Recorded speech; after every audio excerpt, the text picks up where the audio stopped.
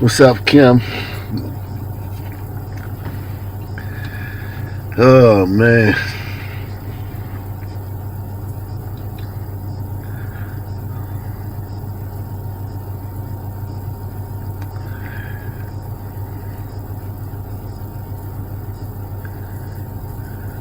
What's up, Leroy?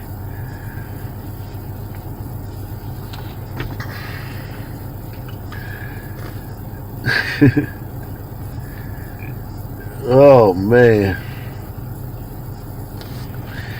Have y'all heard of this Elijah McClain thing? Elijah McClain was murdered while walking home from a convenience store.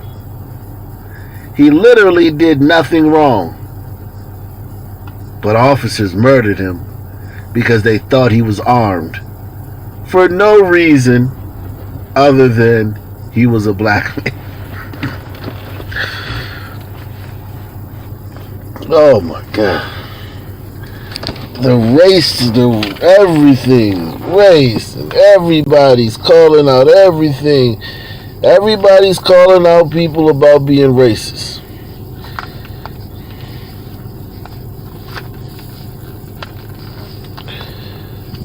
Cops killed another brother for no reason other than the fact that he was a black man.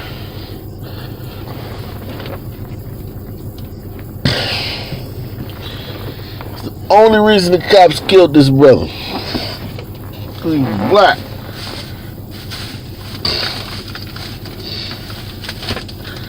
You know, it's the only reason.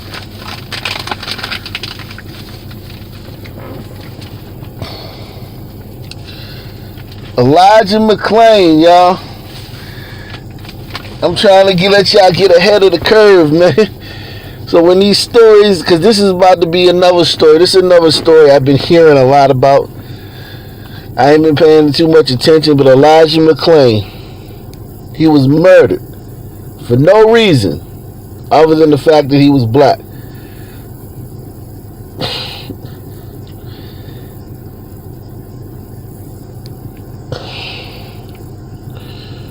What we know about the killing of Elijah McClain.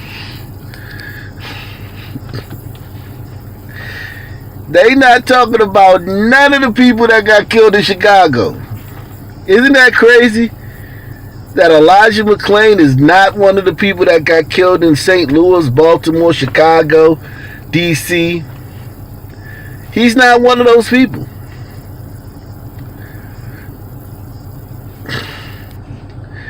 We won't get into it, man, in a second. Elijah McClain, man. He got killed because he was black by the police. He did nothing wrong. Just like Rayshard Brooks. Just like Rayshard Brooks. Now remember, Rayshard Brooks didn't do anything wrong either. Rayshard Brooks didn't do anything wrong. Okay? And apparently neither did this Elijah McClain guy.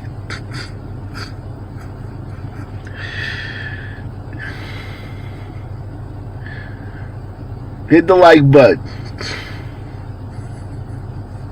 No, this is new. This is new. This just happened recently. This guy got killed recently. Let me see. Last August. Last August. But they're bringing it up. They're talking about this all over the news. It's trending on Twitter. I don't know why this guy's trending on Twitter.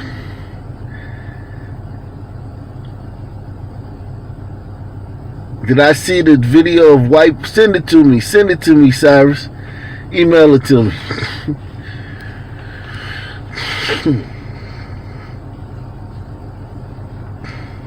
A new saint. Yeah. This is trending. This guy's trending on Twitter.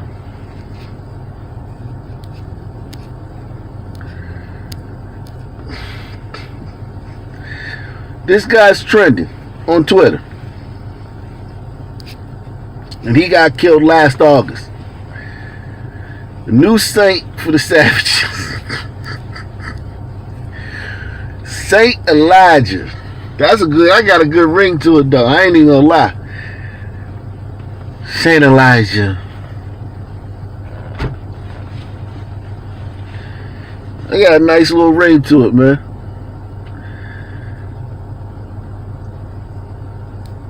He said they had to bring this up to avoid. Ain't no bubble backlash, Dolomite. They saying it was a noose, goddammit. And the noose was there. Why was the noose there anyway? I'm gonna get to that a little later. Ain't no bubble backlash. You tripping, Dolomite. Everywhere I look on the radio, I was listening to sports talk. They were like, it was a noose. God damn it, it was a noose. And it shouldn't have been there. Even if it wasn't put there for Bubba, it shouldn't have been there in the first place.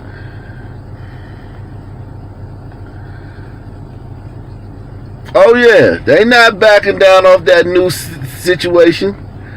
That shit is not, that was a noose. They going full tilt, full steam ahead with the noose thing. I'm gonna drop a video about that later. Salute. Who is that? Who is that? I can't even see your name. They just dropped that donation. Salute to you. All I see is the white. Thank you, Jeff. Salute, Jeffrey Oliver. Ain't no bubble backlash, man.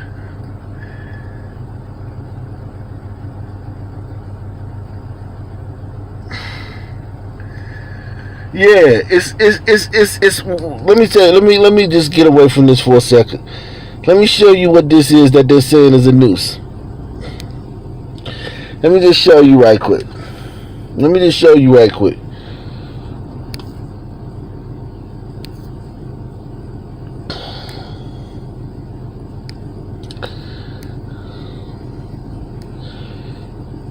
It's called a Bimini twist. Okay? This is called a Bimini twist. It's a knot. It's a style of a knot.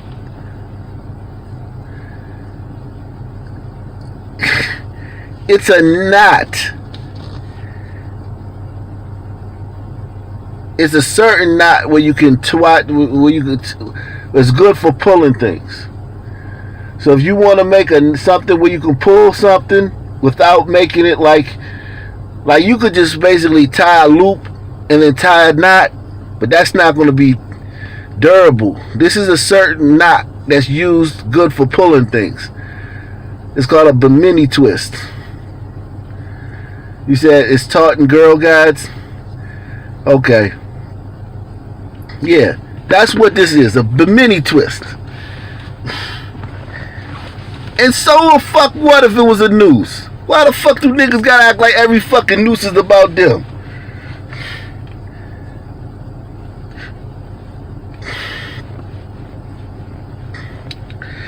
Why do we take ownership of words? Like the word thug. The word thug. Anytime somebody say the word thug, they talking about us. Anytime somebody make a noose, it's about us. Anytime somebody say monkey, it's about us. We take ownership of the fucking stupidest things.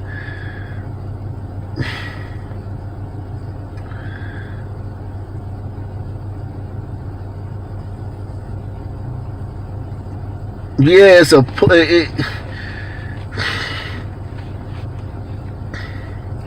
now you ain't even gonna be able to make Bimini knots no more. They gonna ban Bimini twist. Ban Bimini twist, y'all.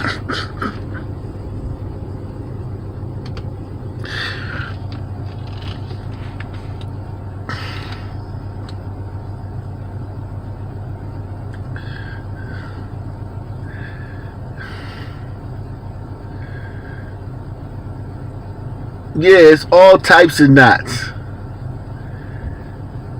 Yeah, it's all types, hundreds of different knots. A noose is just one knot, one type of knot.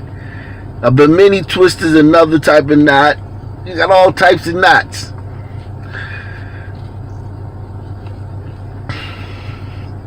Niggas have literally, they not backing down. They like, shit, it was a noose, goddammit. And everybody there racist for having a noose there anyway.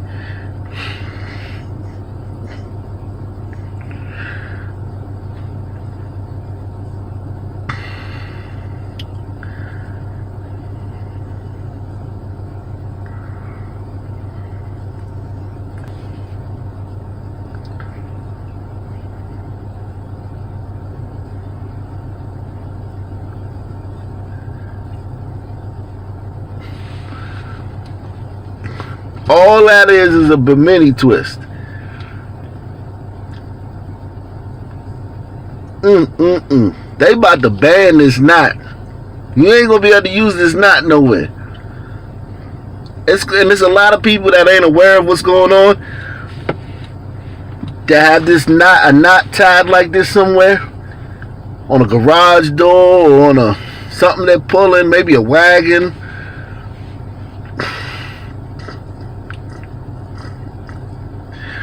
And they don't know they about to be called racist. Because anything that look like a noose means that you hate black people. Anything that look like a noose means you hate black people. What the fuck?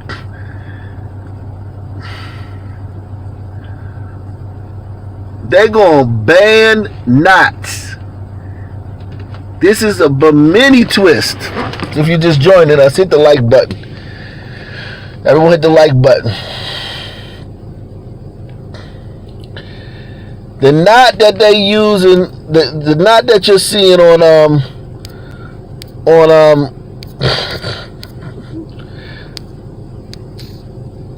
the knot that you're seeing on let me see if I can find it. Do I have it? Do I have a picture of it? Hey, what the fuck happened to it? Where the fuck are my pictures of that shit?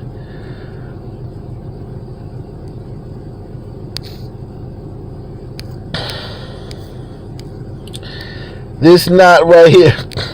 This little knot of mine. I'm gonna make it shine. This is the knot. It's called a bimini twist. I can't believe we doing this, man. I literally can't believe we doing this, man.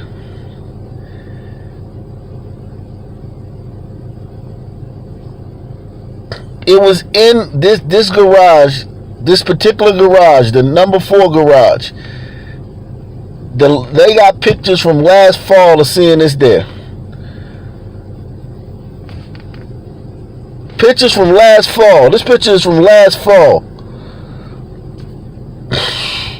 Now you know they're gonna try to say this guy racist. They're gonna find out what this guy is and say he racist. He probably don't even know. This guy probably don't even know that fucking black people. Most people don't know that black people think that a fucking noose means something about them. You're constantly killing each other. Every weekend in every major city is fucking 10, 12, 13, 14, 15, 100 shootings. In every fucking city, every weekend. Every week, every day, a bunch of shootings every day in every city. How would anybody know that a fucking noose means you hate black people? How would anybody fucking know that?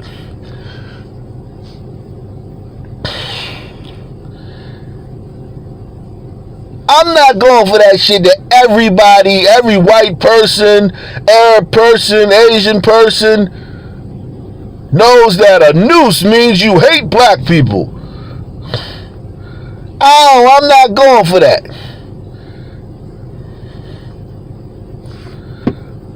So this is a bimini twist. They use this to pull the garage door down. In NASCAR, y'all got enough money to get electrical garage door openers. He said I got minutes on my phone. Yeah. Stupid. Yeah. I got a charger. I got a charger with me right now. I'm gonna put the charger in. I'm gonna put the charger in. Let me see something.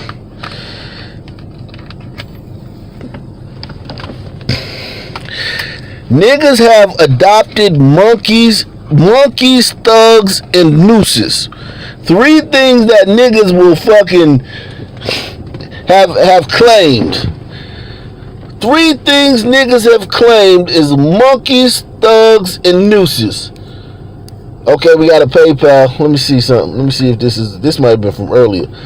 Monkeys, thugs, and nooses. So all niggas can't think about. Monkeys, thugs, and nooses. Any one of them 3 things and you a racist. Oh yeah, that's from earlier. Salute though, Wayne Tipson. Salute.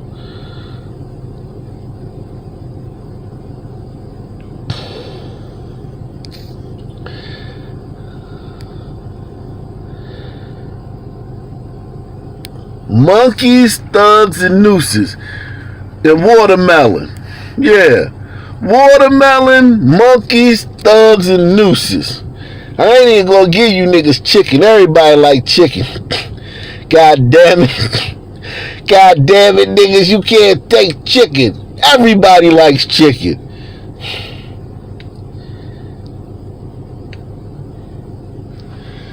Fuck that.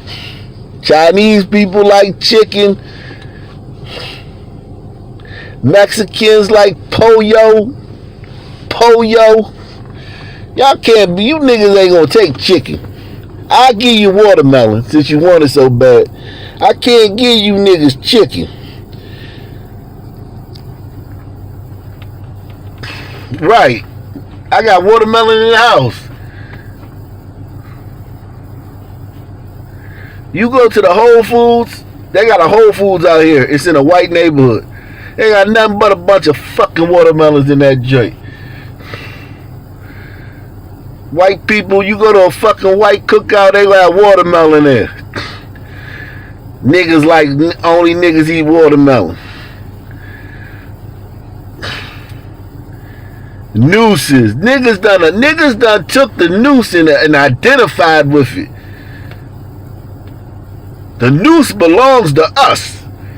And not in a good way. Not like, yeah, the noose, it stands for power. Nah, it stands for victimization.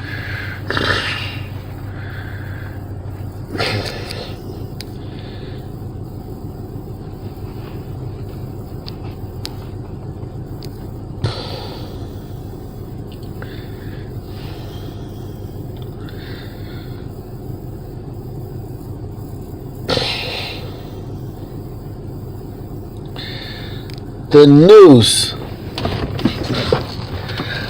The noose.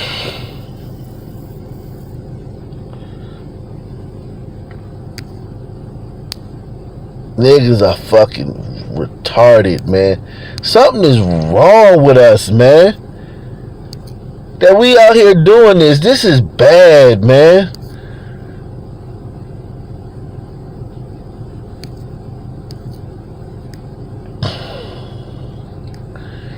This is bad, man. We about to get a knot. We literally about to get a knot banned.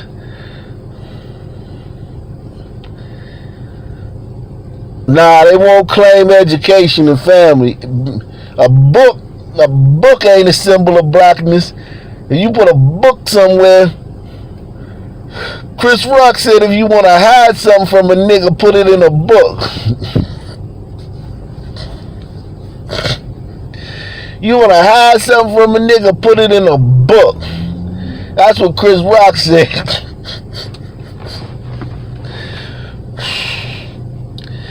And we done adopted the noose. But we will take the noose and the thug and a monkey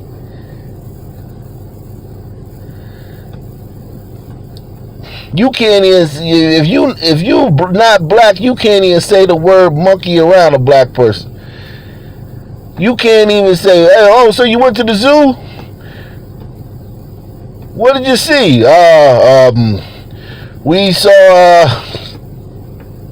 animals. What's your favorite animal that you saw at the zoo?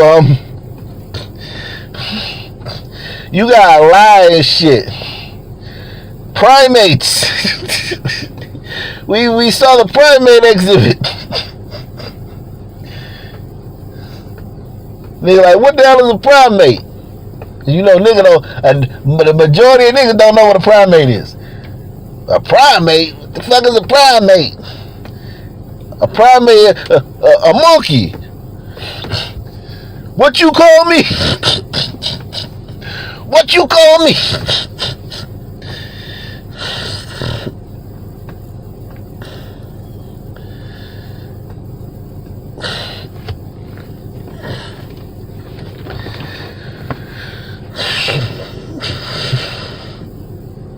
A prisoner reported a noose attached to himself. Right. Every rope is rope. They just gonna take rope. I guarantee you soon, the way niggas is, the way niggas is out of control right now and people letting them do that shit, soon rope, twine, rope gonna be racist. Soon rope is gonna be racist. Give it a week. I ain't even gonna say a year.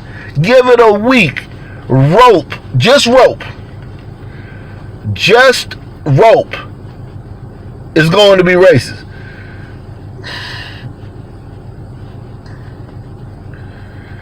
They did an investigation, Victor. That white guy didn't say anything to that guy.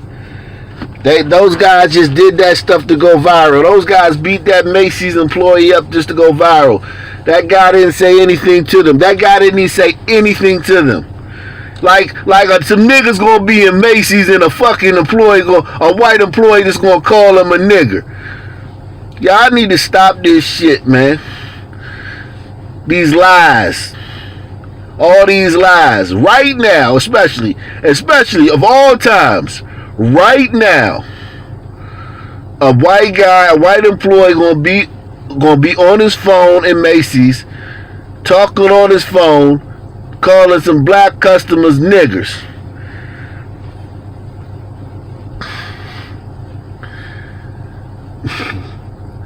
I'm glad they did an investigation and found out, but nobody printed that. Nobody printed the fact that Macy's did an investigation and found out that was a hoax. That was another hoax. And he beat that white dude up. Man, if I was that white dude, man, what?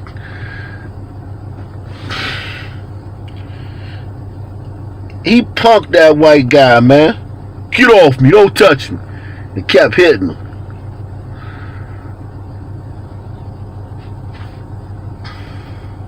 Niggas lie. All niggas do is lie. That's it. Everything's a lie. All they do is lie. That's it. All niggas do is lie. Okay? That's all they do.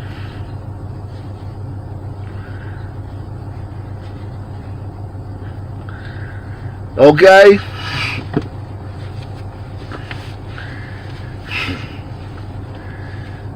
That's all niggas do. He said sorry because he wanted that motherfucker to stop hitting him.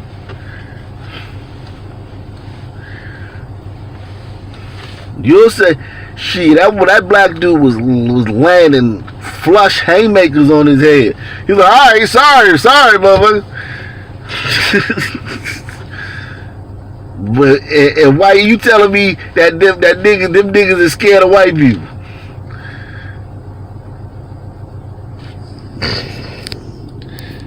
Rope is about to be racist, man. Ain't that a bitch? rope. Alright, let's see what this Elijah Cummings character, man. This is your new saint. I want you guys to know, this is your new black saint coming down the pike. Stephen Urkel. That nigga look like Urkel like a son of a bitch, man. Stephen Urkel. Maybe this dude was a good guy. Maybe we got one that's a good guy, man. He looked like a good kid, man. He looked like Stephen Urkel, man. He got 2 gauges in his ear. Maybe this is a good kid, man. Niggas always let you down. How many of y'all still skeptical, man? How many of y'all still skeptical? Like, shit, I know this nigga look like Stephen Urkel and shit, but god damn it, I'm still skeptical. There might be another picture of this nigga with some gold teeth and shit.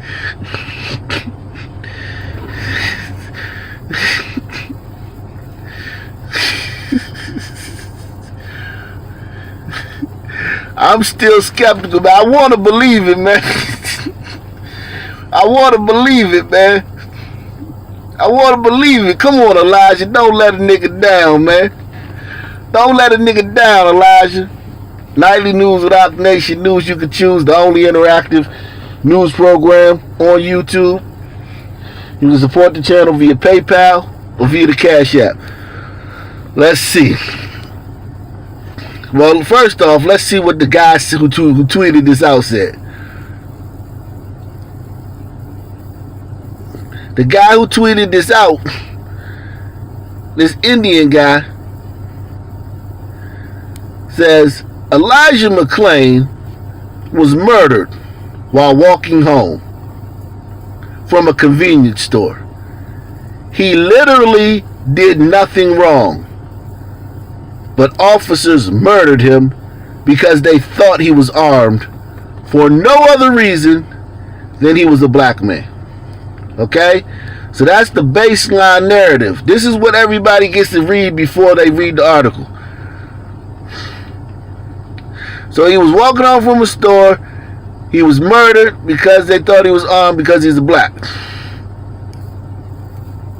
Alright.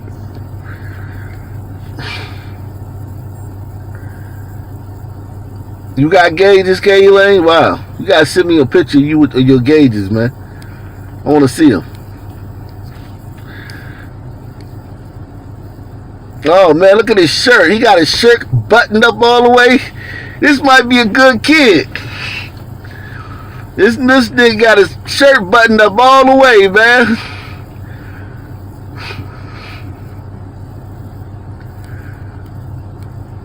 Last August, police officers in Aurora approached 23-year-old Elijah McClain as he walked home from a convenience store. The Aurora Police Department later said that a 911 caller had reported a suspicious person in a ski mask, and that when officers confronted McClain, who was not armed and had not committed any kind of crime, he resisted arrest. So officers say he resisted arrest. Who believes that? Someone reported a suspicious person with a ski mask.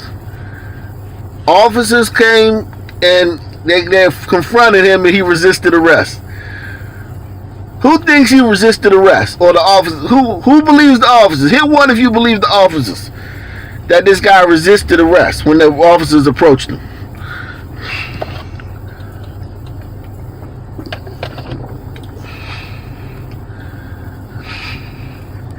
In 15 minutes that followed, the officers tackled McClain to the ground, put him in a carotid hold, and called first responders, who injected him with ketamine.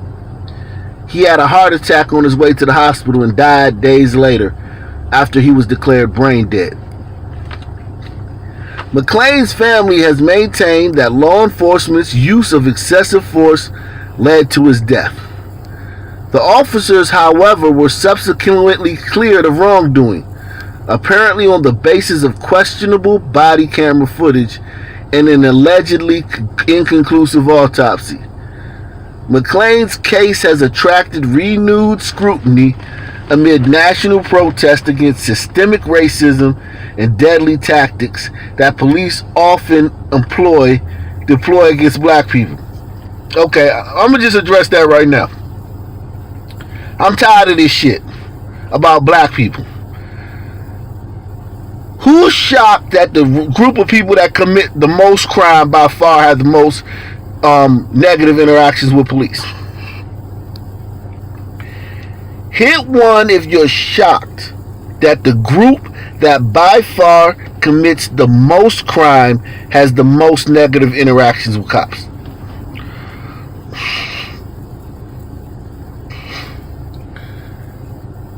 I'm tired of this shit about police brutality.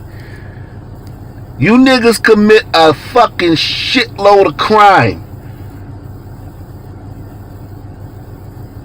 This guy was fucking being arrested. This guy was being fucking arrested. Someone called the police, said there was a suspicious man with a ski mask on. The cops came up and questioned him, and he fucking fought with them.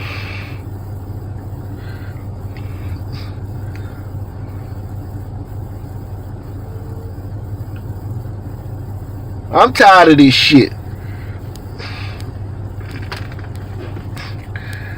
Of course, more black people gonna have bad interactions with cops, because there's more black people interacting with cops. Here's everything we know about Elijah McClain. McClain was detained on his way home from picking up an iced tea for his brother. Another iced tea. Iced tea. There go that damn iced tea again.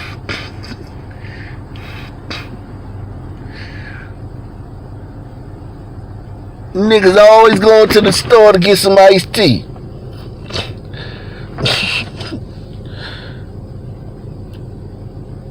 Salute for the donation, whoever that is. I can't, for some reason I don't see it. It's that it doesn't show.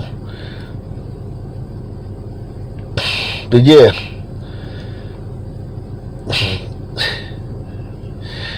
McClain was detained on his way home from picking up an iced tea for his brother. Just after 10:30 p.m. So this is at nighttime. This is 10:30 p.m.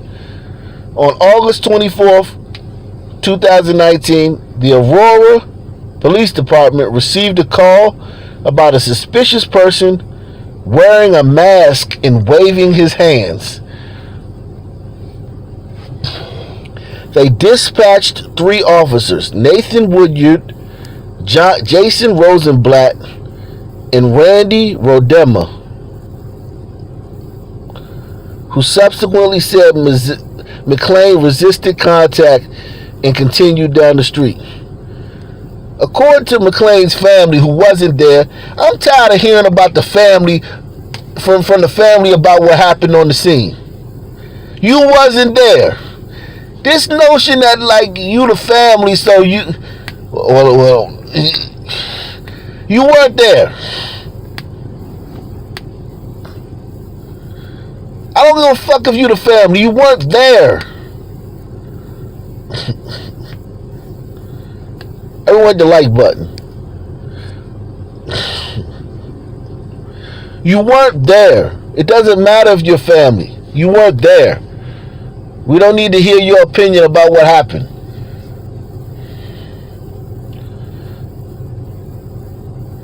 So he was making a quick trip to pick up an iced tea for his brother. That just sounds so convenient. He's such a good person. He went to the store for his brother. His brother wanted an iced tea, and the liar said, "Don't worry, brother. In the spirit of brotherly love, I'll take that walk to the store, and I'll get the iced tea." No. Keep your money. I'll pay for it. Now off I go to the store to get an iced tea for my brother.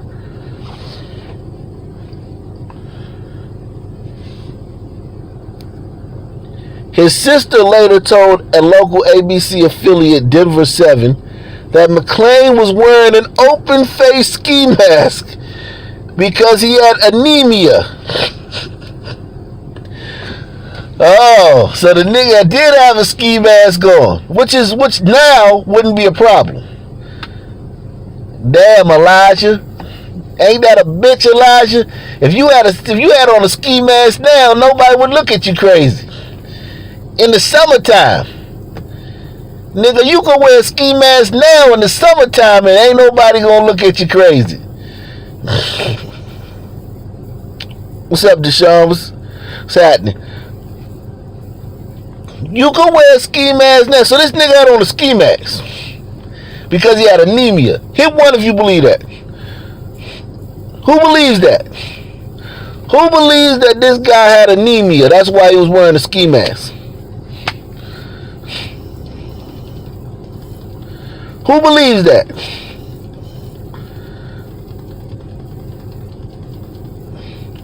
Who believes that this guy had on a ski mask because he had anemia?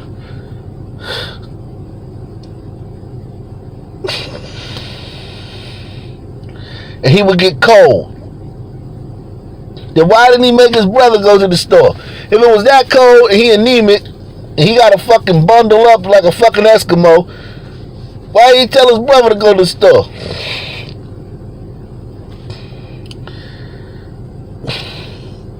That's what his sister said. His sister said he was wearing an open face ski mask because he had anemia and would sometimes get cold. And although he was unarmed, simply walking home, and his sister said, listening to music, police say a struggle ensued. One officer accused McClain of reaching for a gun, and one put him in a carotid hold. So that means they choked him.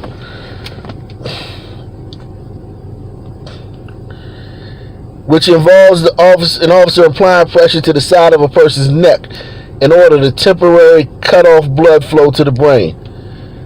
Due to the level of physical force applied while restraining the subject and his agitated mental state, officers then called Aurora first responders to administer life-saving measures. According to a local embassy affiliate, paramedics injected McClain with what they said was a therapeutic amount of ketamine to sedate him while officers held him down. McClain went into cardiac arrest on the way to the hospital and was taken off life support on August 30th. His family said at the time that he was brain dead and covered in bruises. Body camera footage of the arrest did not come out for months. Camera footage of the arrest does exist, although the Aurora Police Department did not release it to the public until late November, months after McClain's death. In the footage, an officer can be heard admitting McClain had done nothing illegal prior to his arrest. Another accuses McClain of reaching for one of their guns. McClain, meanwhile, can be heard asking the officer to stop, explaining that they started to arrest him as he was stopping his music to listen. He gasped that he cannot breathe. He tells them his name. He says he has ID but no gun and pleads that his house is right there. He sobs and vomits and apologizes. I wasn't trying to do that. I just can't breathe correctly. One of the officers can also be heard threatening to set a dog on McClain if he keeps messing around, and claiming he exhibited an extreme show of strength when officers tried to pin back his arms. Very little of the officers' protocol can be seen, however, because all their body cams allegedly fell off during the arrest. So that tells you that's a struggle. If all the cops' body cams fell off during the arrest, that was a mean struggle. I ain't even gonna read about the autopsy. These niggas don't believe no autopsy. They don't believe nothing autopsy tell them unless you tell them what they want to hear. So the officers were cleared of wrongdoing. Alright. Look, this guy, man, stop fucking encountering police, man. Stop encountering police.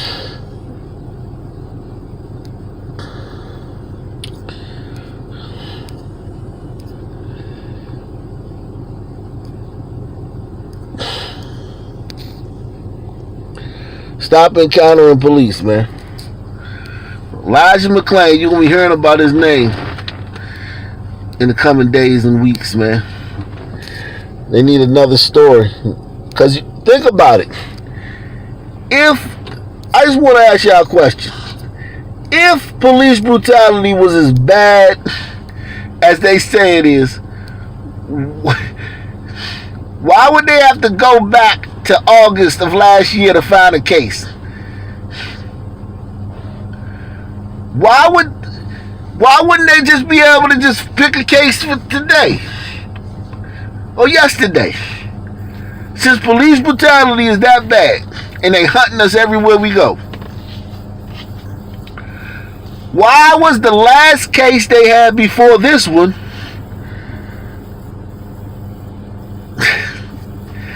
a dude who beat up two cops and took their taser and shot it at them? Since police brutality is so rampant, why are they going back a year to find a new case? And this shit is trending. This shit is trending online.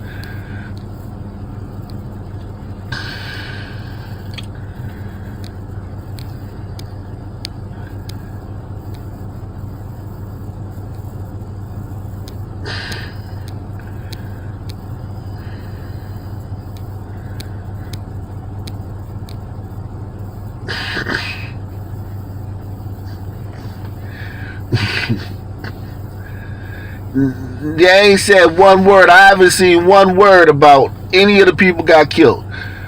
A couple of people on YouTube did videos about it. I haven't heard nothing on Twitter. Nothing from none of these Twitter motherfuckers about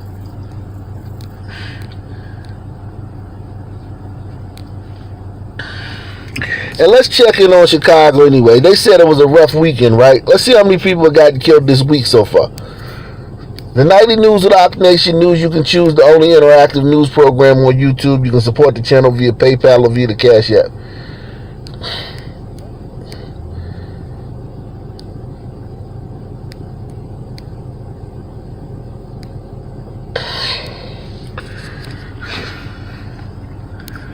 Let's see.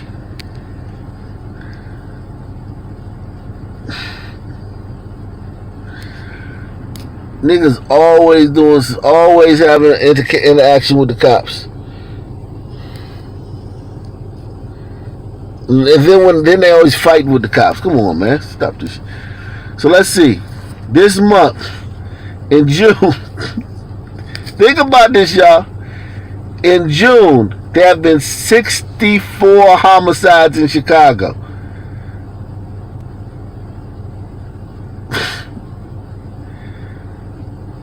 In June, there have been 64 homicides. Last month there were 80 homicides. So let's see if this month can catch up with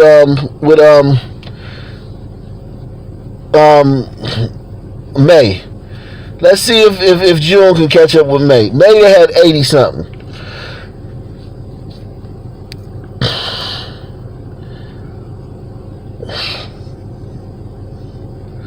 So this week in progress.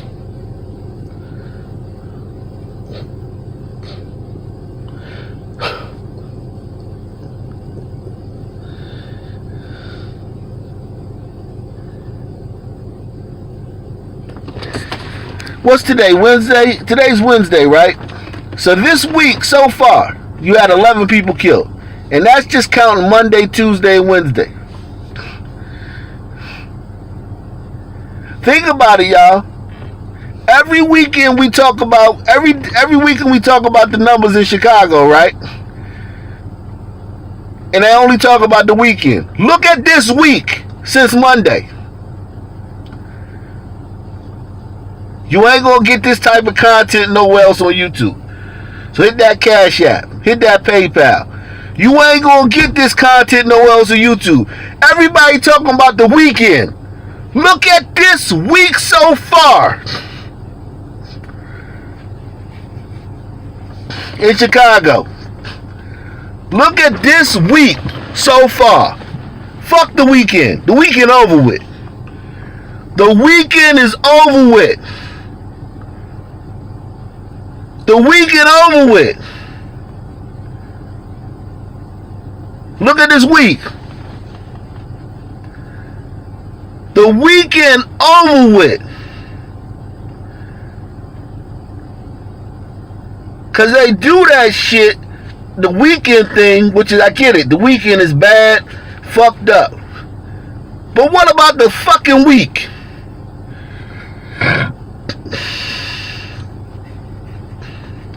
What about the week?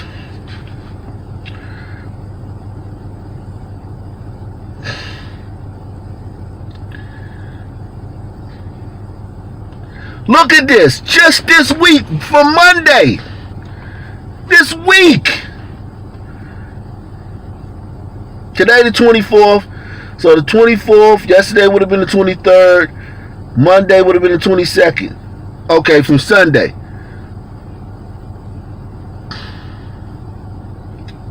I guess they do the week from Sunday to Saturday. Look at this week.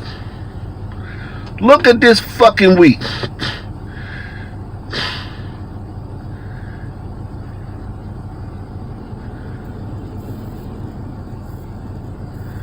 And it's like this all over the country. Every black city. Every city where some niggas at. They might have smaller populations in Chicago, but it's the same per capita. This per capita, the numbers is the same everywhere. Chicago just got 3 million people. It's a huge city. Per capita, everywhere the same. Salute, Olive Juice. Thank you for the donation.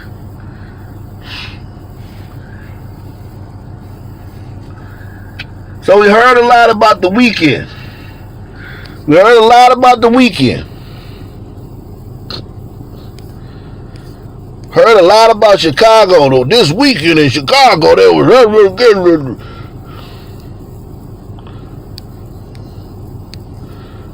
This weekend in Chicago, there was XYZ shooting, and that's fucked up. You niggas still bullshitting.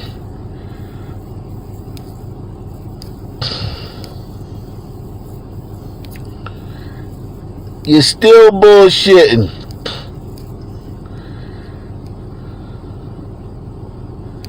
Look at this. Monday. 41, just Monday alone. Why they talking? I see now why they focus on the weekend. I see now why they focus on the weekend.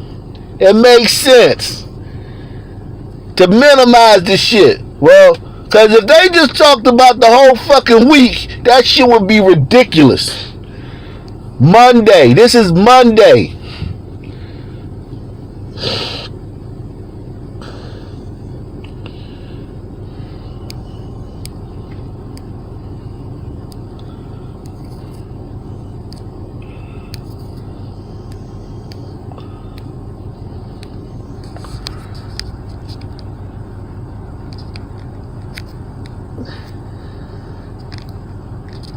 Leaders are calling for change after a violent and bloody weekend in Chicago.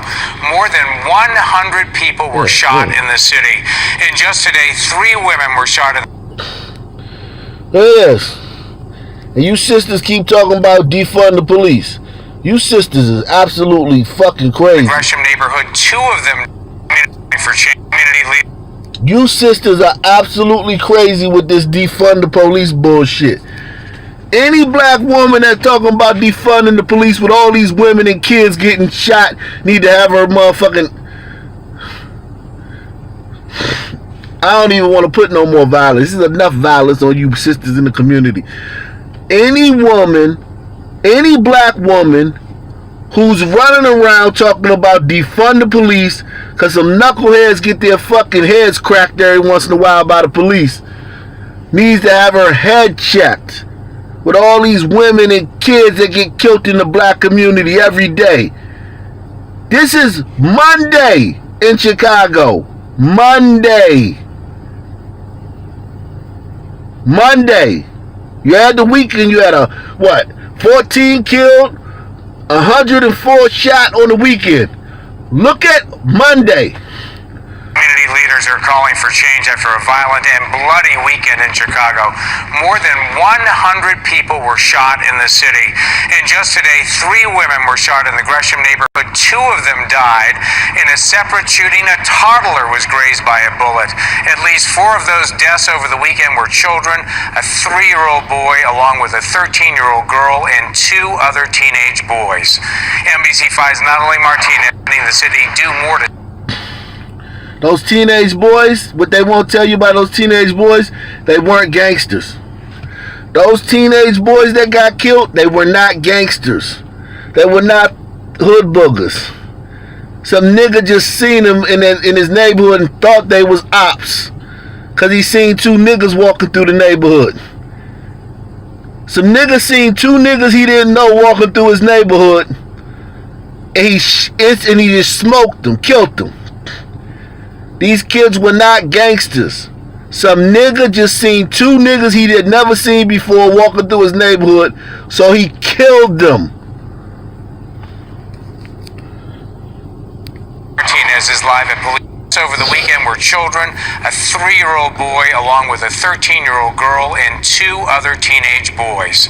NBC5's Natalie Martinez is live at police headquarters with more on the church groups demanding the city do more to stop this violence. Natalie? Rob, with this deadliest weekend all year long, you know, this continued into the week now, and some are saying there should be a quarantine in the streets. Standing strong with community leaders and those who've lost loved ones in Chicago violence, St. Sabina's Father Michael Flager is asking official leadership to help stop bloody weekends. We need the state's attorney, we need the sheriff, we need the head of the justice system, we need the governor, the mayor, the county president. Get together in a room. To date, the superintendent of police saying, cooperation and collaboration with other partners within the criminal justice system. We have to treat this like COVID-19. COVID-19, everybody invested all types of money into that. Hours after another 3-year-old is shot, this group is asking for the city and state to be as aggressive with the virus called violence as the one called COVID-19, that the police department solves crimes, and that the community breaks the code of silence. There should be outrage. The same outrage there was when a police officer kills should be the same outrage we have today. 10 minutes away, right along the Dan Ryan, prayer in a parking lot. The same parking lot where they looted. Street pastors prayed for someone to help break free of what some are calling the new normal.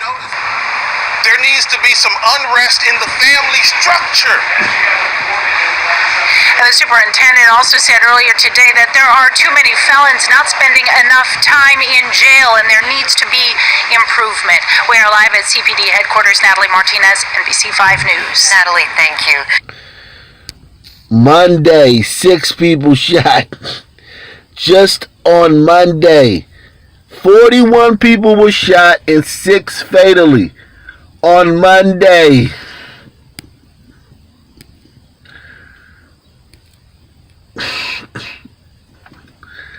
Let that sink in. The weekend. So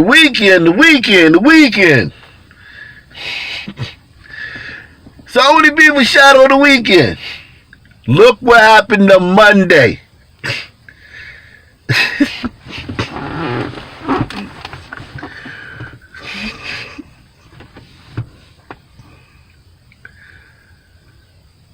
And these niggas talking about police brutality. Well, it should be outrage when the police kill somebody, and it should also be outrage. Man, fuck that. I don't give a fuck when the police kill one of these niggas. I don't care.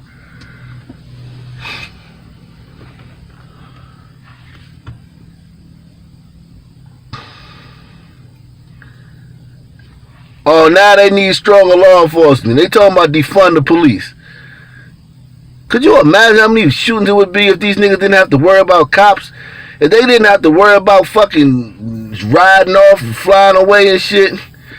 If they could just stay there on the scene and keep shooting.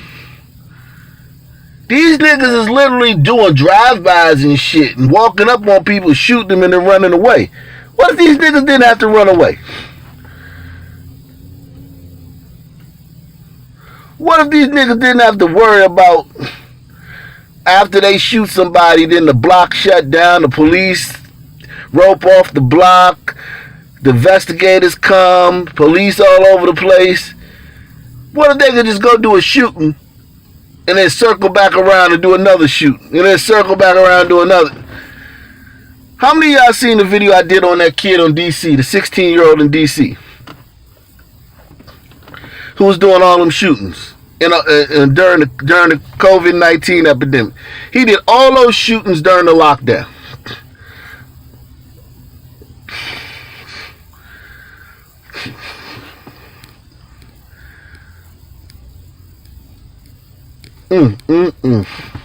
Unbelievable. 106 people shot, 14 fatally on the weekend. And then they come back Monday with this shit. 41 shot and 6 fatally on Monday. And they all niggas. Every last one of them a nigga.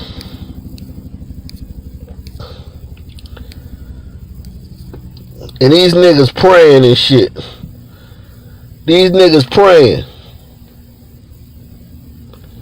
Look at this little boy. That little boy got smoked. He got shot the fuck up. This little boy got shot. Look at that face, man. Look at that face.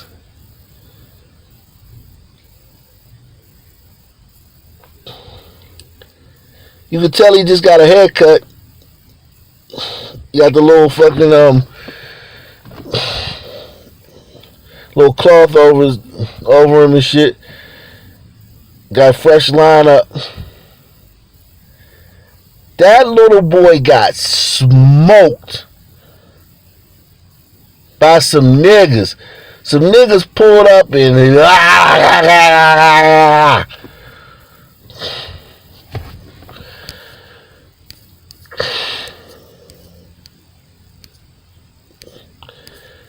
this girl right here, she got her wig pushed back. This girl right here got her shit pushed back. She was sitting in the house. This little girl was in the house. A bullet came through the fucking wall and just hit her in the neck. She died gurgling, choking on her own blood.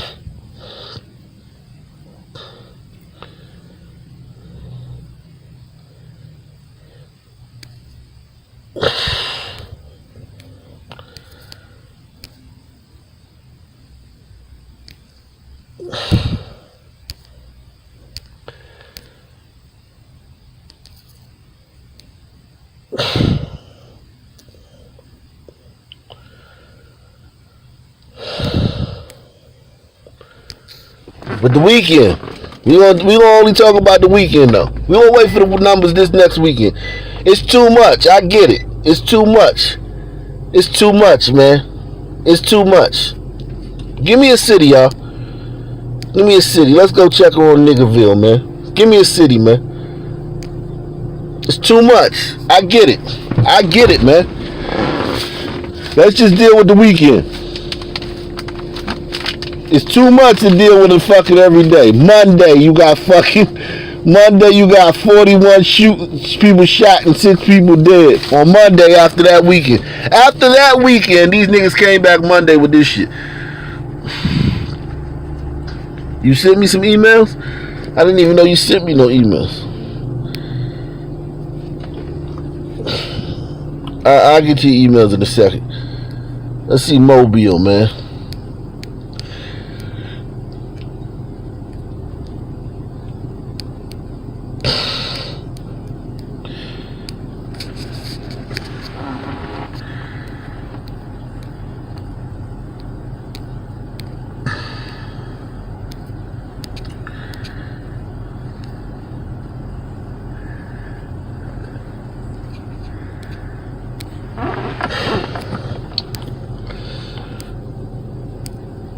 Niggas run around talking about police brutality. Are you kidding me?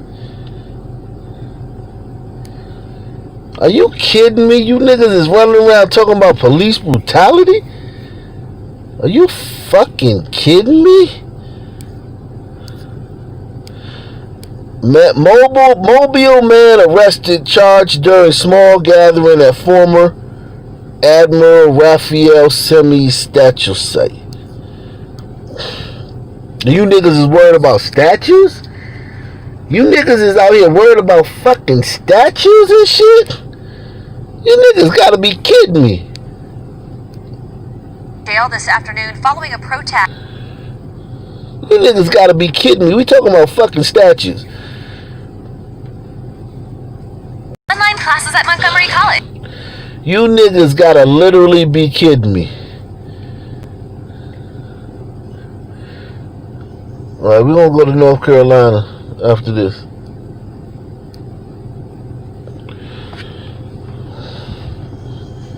Coverage you can count on. A man's in Metro Jail this afternoon following a protest at the former site of the Admiral Raphael Sims statue in downtown Mobile. He's charged with desecrating a venerated object. The group was using chalk at the site. Just before 7 this morning, crews with the city of Mobile cleaned the chalk off the pedestal and sidewalk. We're told one group used chalk on the sidewalk and the statue when a Mobile police lieutenant told them to only draw on the ground. Witnesses say 29-year-old Anthony Ford was drawing on the ground, but they say the lieutenant said he was drawing on the statue and arrested him. WKRG News 5 was the only station there as Ford was being cuffed and sent to Metro Jail. Organizers say this wasn't even supposed to be a protest, just a meeting, and they had all the proper paperwork needed to be there. Ford is expected to have a bond hearing at some point today. These niggas is down here worried about some fucking statues, man. You niggas gotta be fucking kidding me. You niggas gotta be fucking kidding me, man. Like, you niggas can't be serious. 3 teenagers killed in a car crash. A week after we just told that we wanted a drunk driver. Listen, the black community just fucking raised hell over a drunk driver and buried him in a closed casket. A gold casket. This is why those officers didn't let fucking Rayshard fucking go.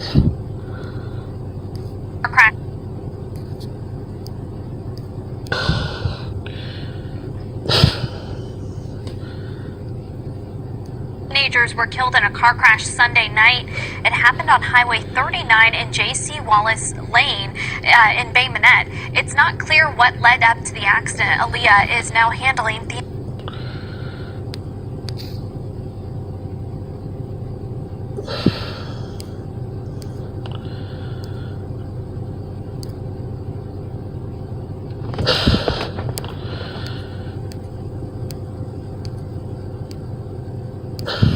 North Carolina, man.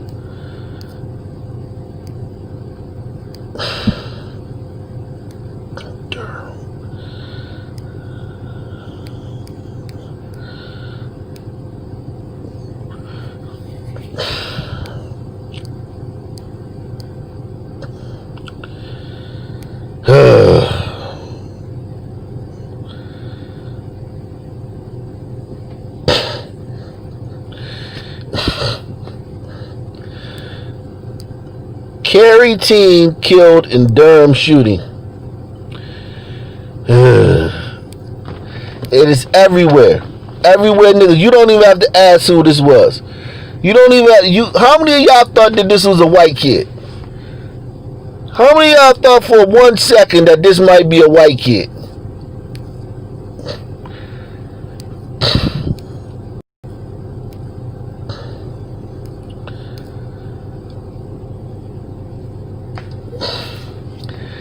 How many of y'all thought for 1 second that this might be a white kid? Hit the like button.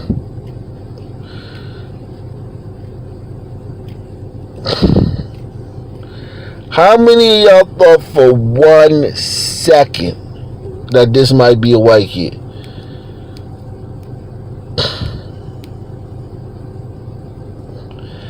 Asaka Masbah Saleh Fadal. Sound like an African. Like some kind of African. No charges have been filed. No. Nigga just dead. Nigga just dead.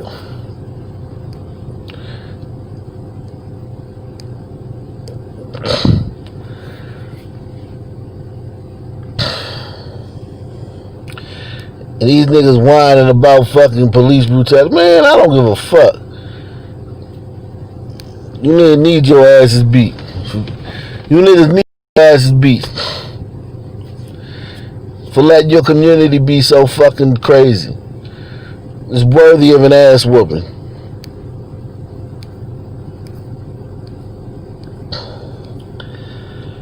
Asak Saleh Fadal. Alright, this is taking too long to load up, but yeah. So we know Asak Saleh Fadal he's been shot. Let me see something.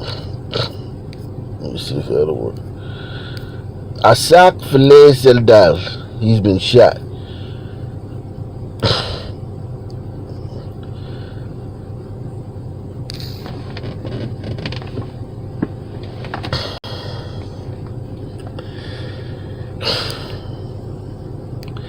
Every city. Now Durham don't have as many people as Chicago, but I bet per capita it's the same fucking thing. I bet per capita it's the same fucking thing. Hey, fuck.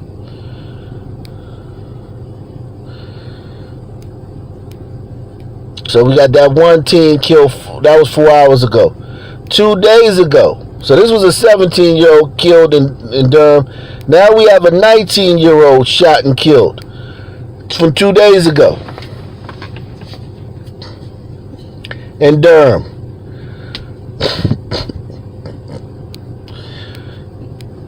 And these niggas protested too. They protested for George Floyd. They protested for George Floyd.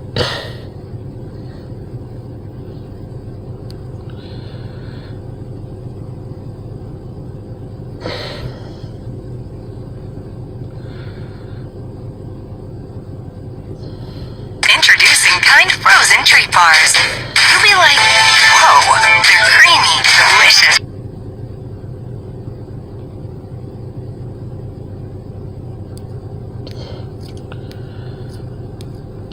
Durham police investigating after 19-year-old shot and killed at an apartment. Homicide investigation is underway in Durham after a 19-year-old man was shot and killed at an apartment.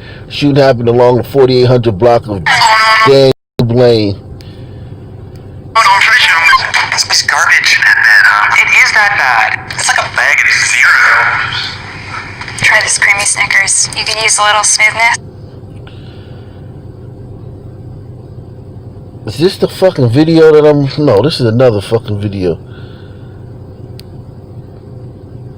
See this shit? Look. Durham police have not released the identity of the victim at the time, and the shooters are still on the loose. So this 19-year-old kid got killed, and the shooters are still on the loose. The other killing, the 17-year-old from 2 days from today, no suspects. You got 2 teenagers killed in Durham, no suspects.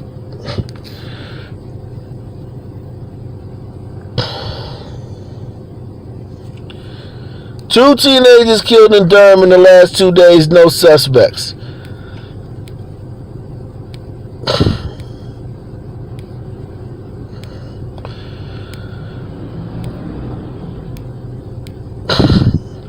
No suspects. And all you want to hear is motherfuckers talking about Rayshard Brooks and fucking George Floyd.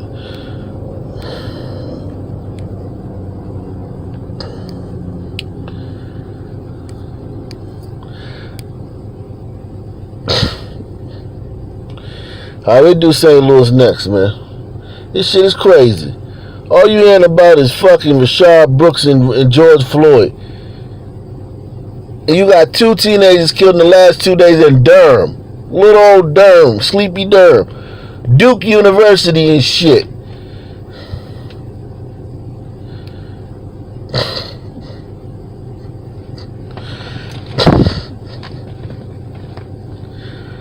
Not a peep about it. If you've had the coronavirus, you've got a lot of fight in you. And you're in a special position to help us fight back. The plasma in your blood can literally save lives. But we need to act fast. Please donate plasma now. Please donate. Donate. Donate. Donate now. You fought for your life. Now, let's take the fight to COVID-19. Go to thefightisinuS.org to find out how to donate. Sure, there is no missing the mood here in Durham, the mood of many here in Durham. The word defund written in bright yellow letters in the middle of Main Street, directly in front of Durham Police Headquarters. And the word fund is written in the street down the block in front of the Health Department. Durham's Ward 2 City Councilor has seen this street art. He has heard the message, and he is pushing back, saying, listen, we tried defunding the police here. It didn't work. It's night 8 on the sidewalk outside Durham Police Headquarters. Demonstrators pitching tents, occupying this space, sending the same message they wrote on East Main Street: defund the police. How long are you going to stay here? Oh, man. We got all the time in the world, man. Skip Gibbs is one of the lead organizers, pushing the message that much of DPD's $70 million budget would be better spent solving the societal woes that make police necessary. I think what we need to admit is there's a direct correlation between poverty and crime. If your goal is to stop crime, then you should probably stop poverty. Listen, as a black man in America, I understand the animated spirit of the defund movement. Durham City Councilor Mark Anthony Middleton argues while he I'm tired of this crime shit. Then why the fuck it ain't a million shootings in Appalachia? It ain't nothing but a bunch of poor white people in Appalachia. Show me it ain't nothing but poor white people in America. It's a whole gang of poor white people in America. You niggas gonna stop this shit acting like every white person is rich. Why do y'all white people let these niggas do that shit anyway? Act like every white person got a silver spoon in their mouth. It ain't nothing but poor white people in this country. These little towns and shit. It ain't nothing but poor white people in this country.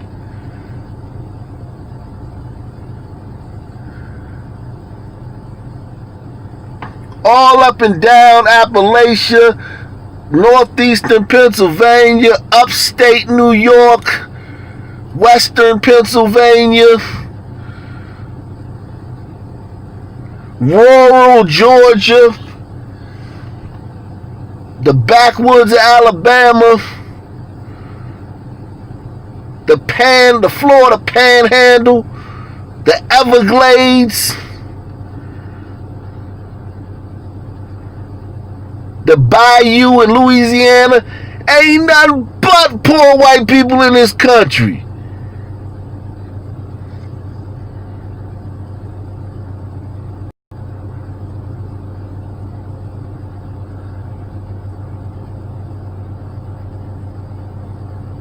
It ain't nothing but poor white people in this country.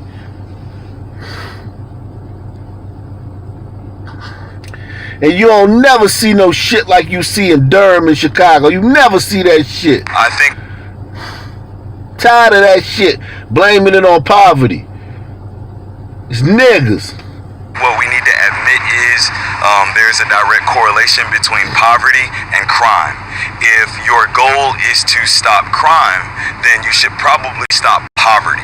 Listen, as a black man in America, I understand the animated spirit of the defund movement. Durham City Councilor Mark Anthony Middleton argues while he understands the rallying cry of defund the police in the wake of the police killing of George Floyd and others before. Durham, with its growing population and gang violence problem, can't handle that kind of cut to force. You will notice immediately if we cut funding to the police without having some contingency plan. Last week, Middleton issued a different way forward, a proposal titled The Way to Defund defund the police is to not defund the police yet, proposing spending 10% of the police budget, roughly $7 million, on programs to make police contact less likely, research and deployment of unarmed mental health pros as a replacement for cops on certain... Listen. Not defund the police yet, proposing... I'm gonna tell y'all something. They talking about sending out fucking violence interrupters and therapists and mental health aides and shit like this for certain calls. Okay, fine. Let's play their game. Let's play their game. Let's play their game. You want to send out violence interrupters and mental health professionals? What's going to happen when the data shows that it disproportionately a number of violence interrupters and mental health aides are being sent to black people? What will happen then? The majority of people they send in, the majority of violence interrupters are coming into black neighborhoods. The majority of mental health aides are coming into black neighborhoods. What's going to happen then?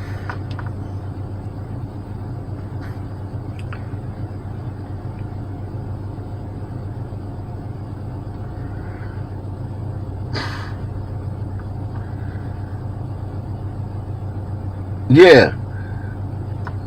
They talk about that poverty ain't got shit to do with the fucking crime and the murders. Nothing to do with it. It's niggas. PG County. Prince George's County, the richest black county in the country. Off the chart murders.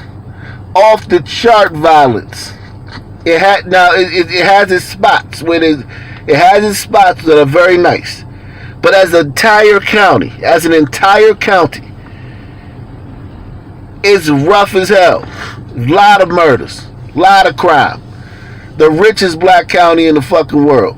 Spending 10% of the police budget, roughly $7 million, on programs to make police contact less likely, research and deployment of unarmed mental health pros as a replacement for cops on certain calls, funding for a universal basic income program, and put the city's shared economic prosperity plan on the fast track. Middleton admits it's an expensive proposition requiring extreme budget belt tightening, but he points out last year when City Council rejected DPD's request for 18 additional officers in a move celebrated nationally as a step toward police defunding, an uptick in gang violence and requests for overtime forced city leaders to hire 6 more officers 6 months later. I think that tells us something, that when you try it with nothing in place to fill the gap and to take up the slack, we're just going to default to our old position. I think that the time for research and means testing is over. I think that if Black Lives Matter, then you should do something to enrich the lives of the black people and the brown people who live in this community.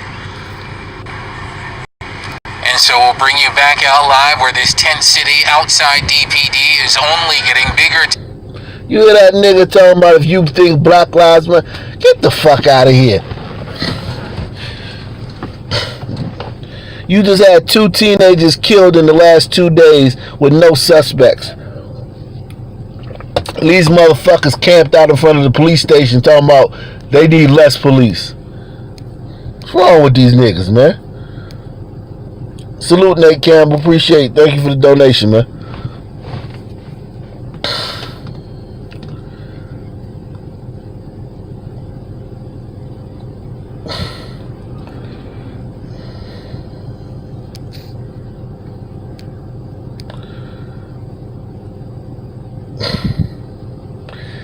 These niggas are crazy, man. Something is wrong with these niggas, man.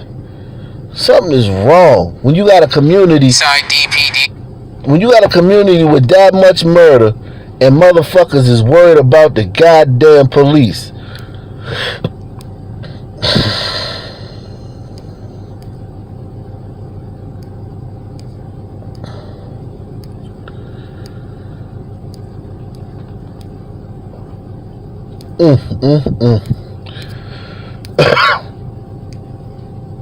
Let's see St. Louis, man. And Durham is a little teeny town compared to Chicago. Little small little town, man. It's a city, but it's a little small little city.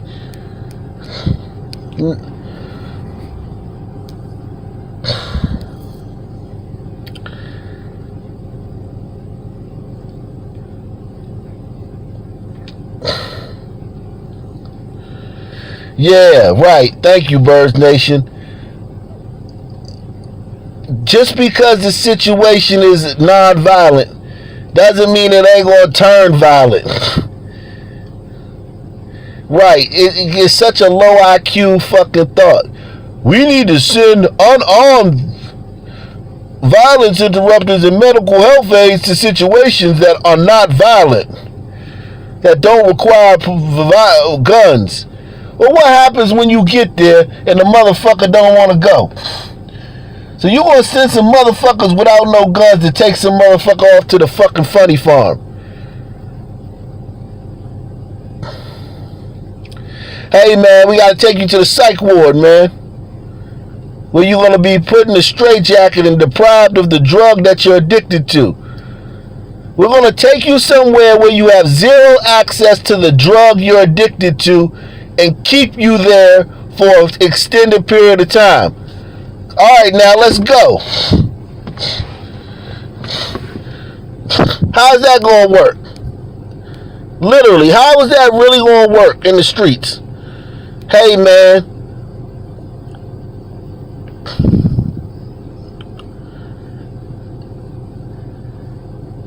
Hey man.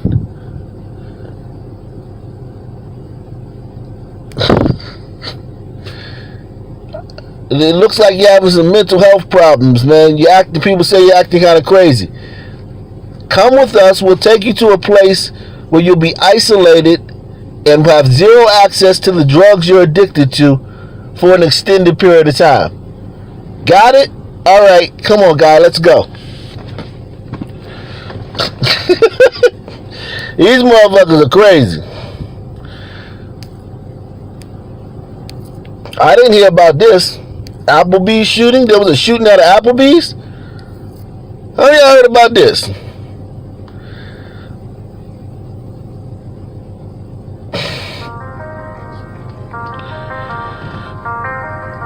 Enjoy Father's Day savings with 40% off all Flex Store recliners, attractive 0% financing, and free delivery.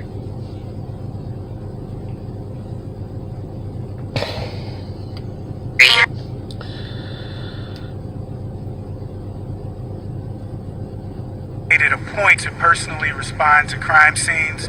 It's not something that I enjoy doing, but I think it's important to be there not only to support the investigations, but also the victims' families.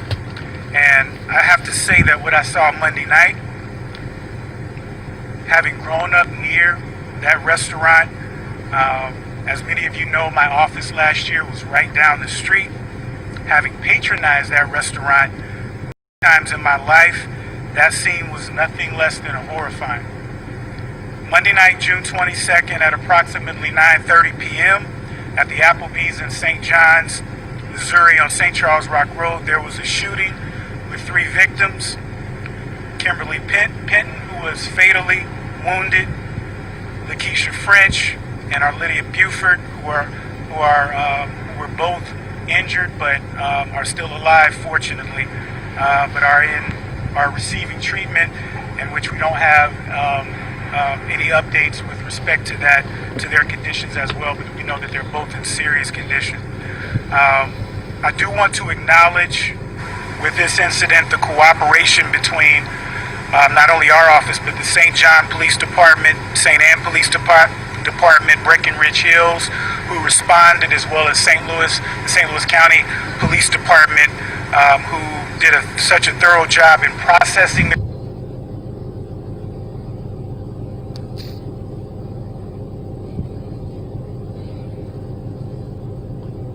Are you worried about your future? No income, failing business, buried in debt? Stop the collectors and optimize your business today. Marie Guerrier Allen specializes in bankruptcy, business, and tax law. What the fuck has happened?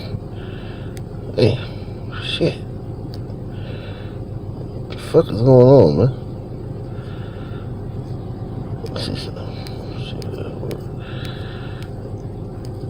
So, let's see what happened. Let's see what happened at the Applebee's.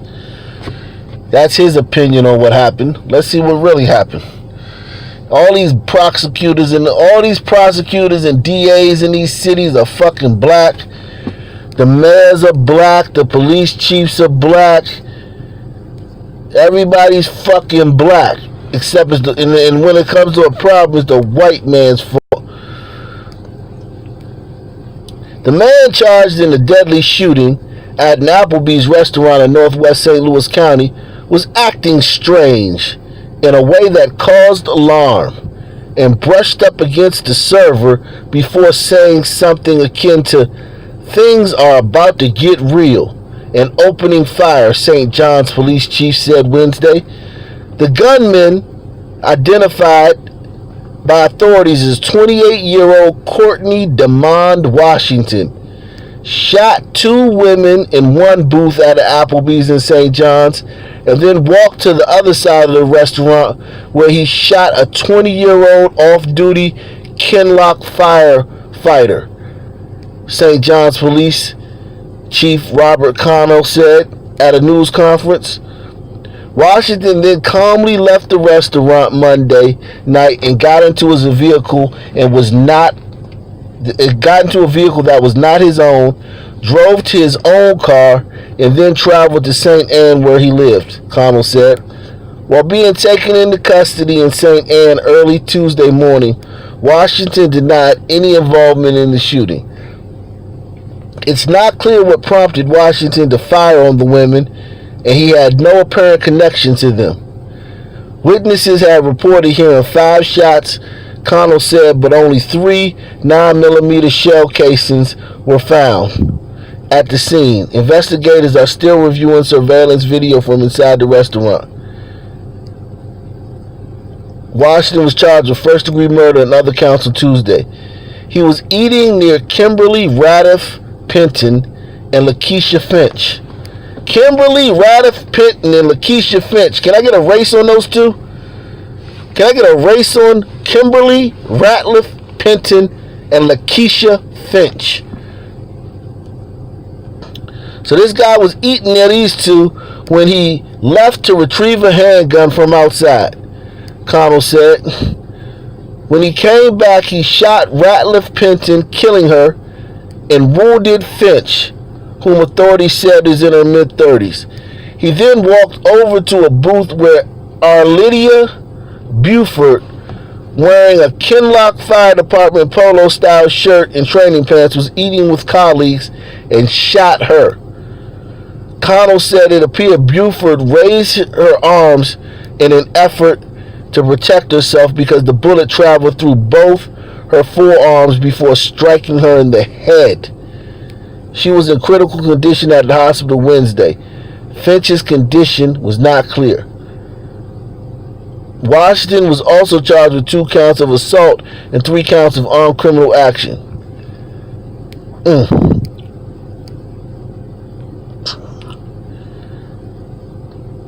The police responded in 30 seconds. So they wanted to defund the police. The police showed up in 30 seconds. So this nigga went around the Applebee's randomly shooting sisters, and the police showed up in 30 seconds.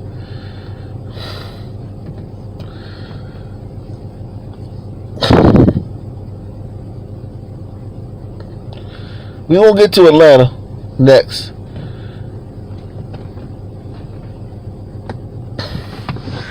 The police showed up in 30 seconds.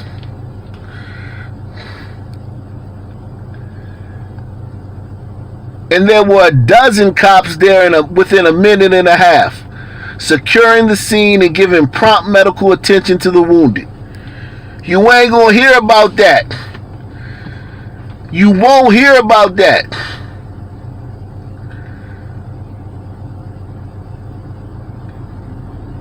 The police got a call of an active shooter. 2 officers arrived within 30 seconds, and within 90 seconds, there were 12 officers there securing the scene and giving prompt medical attention. This is St. Louis.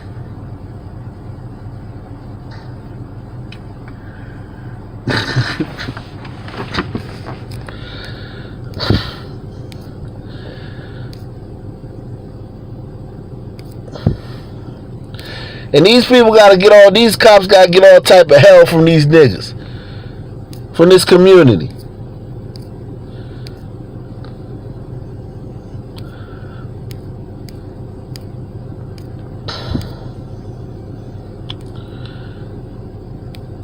Man fatally shot in the head in North St. Louis. Husband speaks after losing his wife in deadly Applebee's shooting.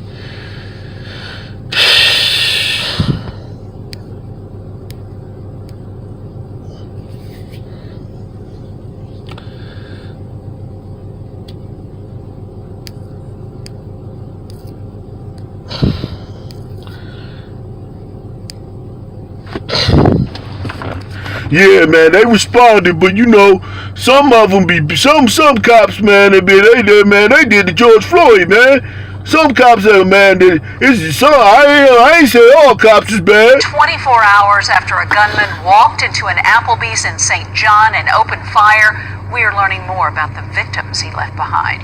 Kimberly Ratliff Penton died in the attack, and tonight her husband is speaking exclusively with Fox 2 about losing his wife. Fox 2's Darion Henderson spoke with him, and he is live at the restaurant with the message he has for the shooter. Darion. Yeah, Kimberly's husband, George, is having a hard time coming to grips with all of this. He had no doubt in his mind that his wife would be coming home after grabbing a bite to eat. It's breaking his heart that never happened. He took a special person from this earth, man.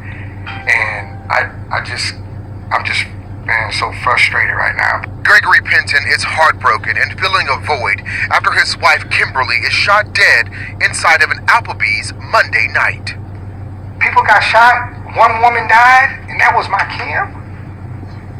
Dang, you know what I'm saying? It's just, man, it just makes me so angry. Penton says his wife went to the restaurant with her best friend after a workout session was canceled due to rain.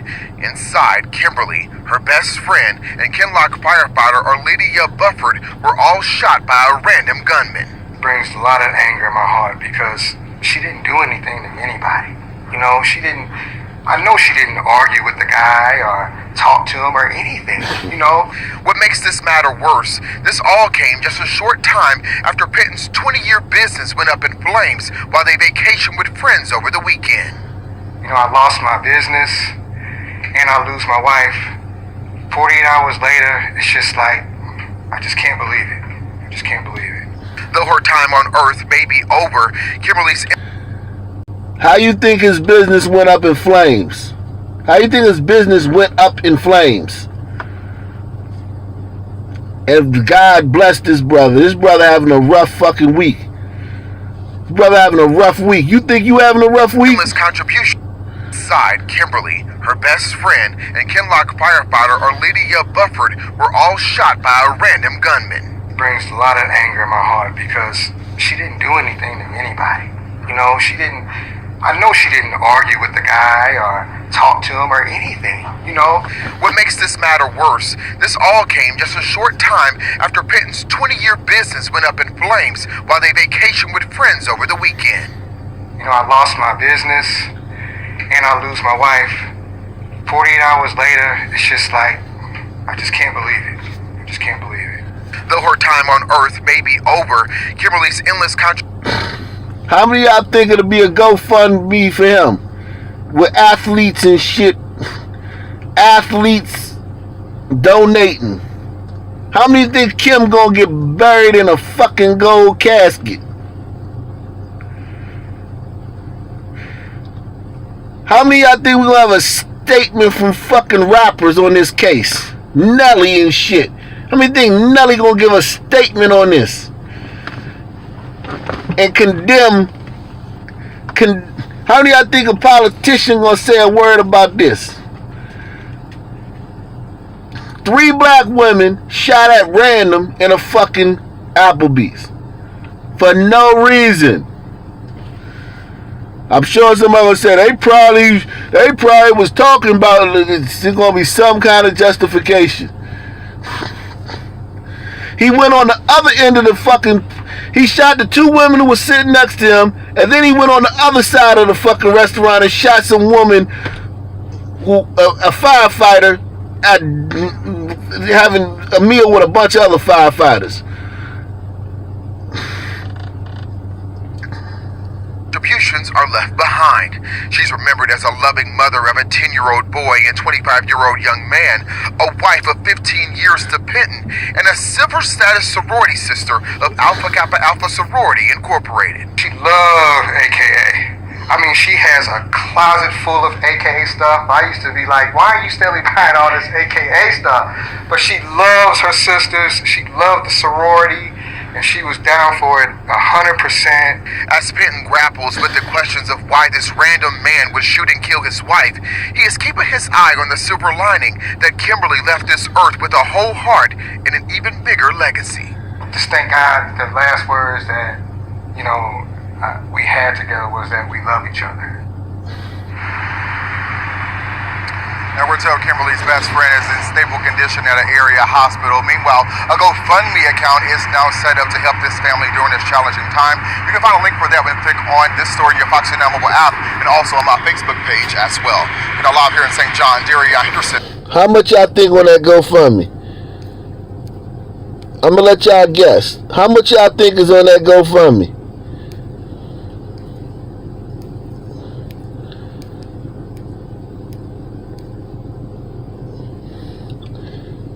How much y'all think is on this GoFundMe? 12 million? 12 million? Ordering prepared meals by local chefs is made possible by SorryFood.com. 100,000?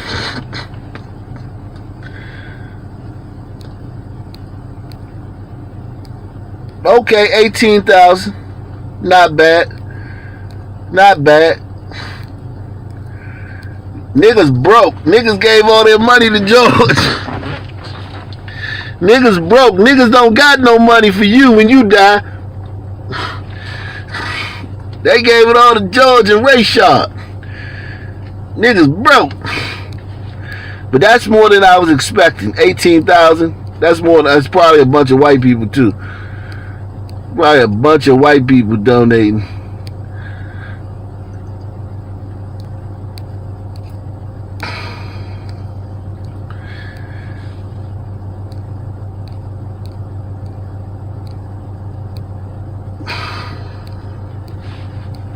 What you mean nobody working? Everybody working. What you talking about? Every time I go to the store, I just came from the fucking Five Belows. Fucking people working in there. Went to the grocery store the other day. A bunch of people working there. What you mean people ain't working? People working like shit. What are you talking about? Look, Chris Candy, this white lady gave $100.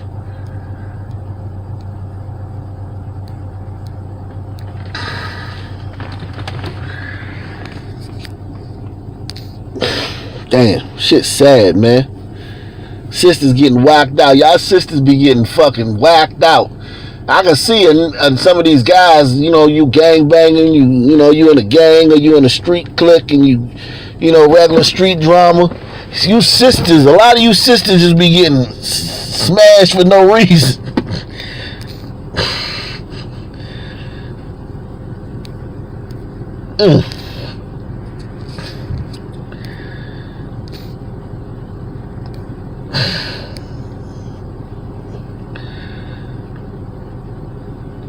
That's what's up.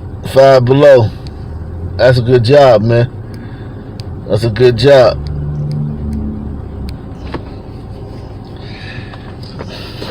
Good job to have, man.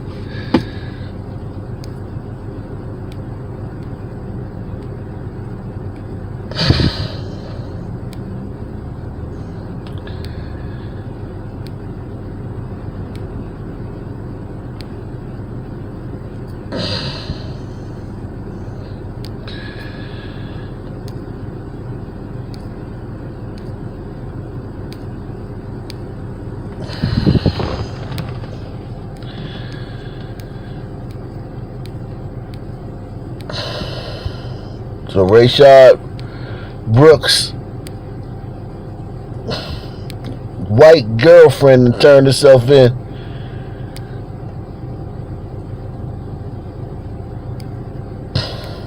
Boy, the cop.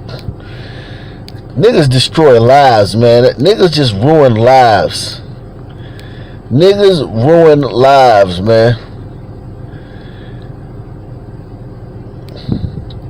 3 homeless people found fatally shot in Atlanta within 2 weeks. Who you think did this? Who you think going around shooting random homeless people?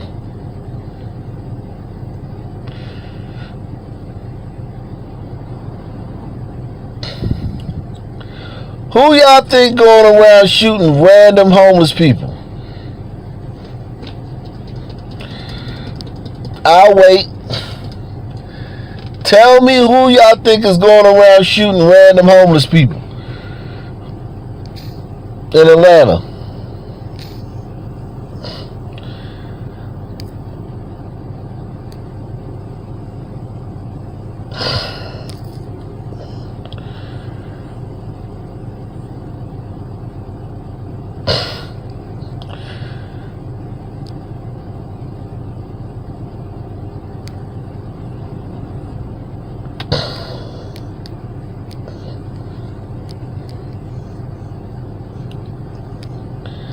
Huh? Who you think is going around Atlanta shooting random homeless people?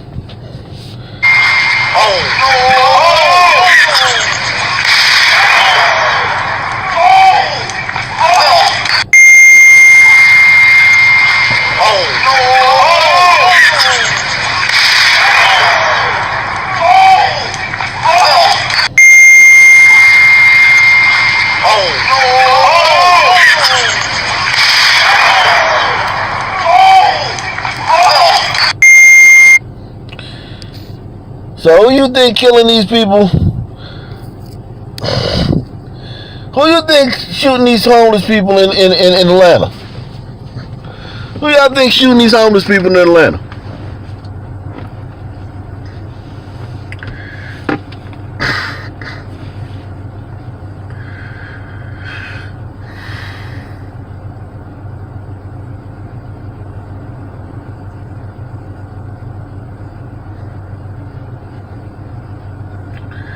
Who do you think going around shooting random homeless people? The white man with a black mask on? A white man with a black person face mask on?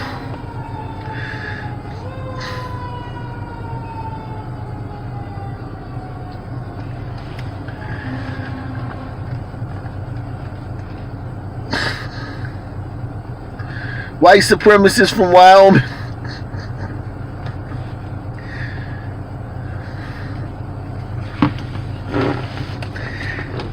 And that's poverty making them do this. Remember, it's poverty is the reason they doing this shit. It's poverty.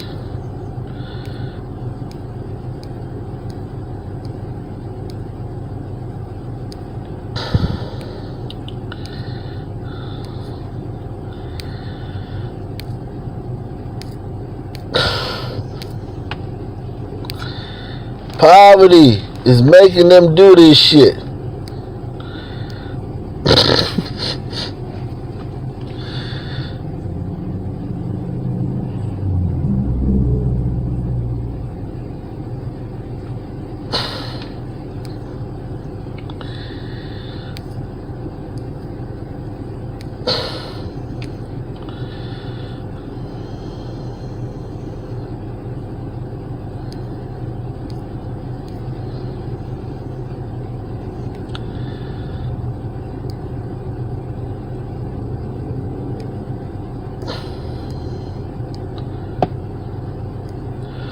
Two teens hurt in shooting in northwest Atlanta.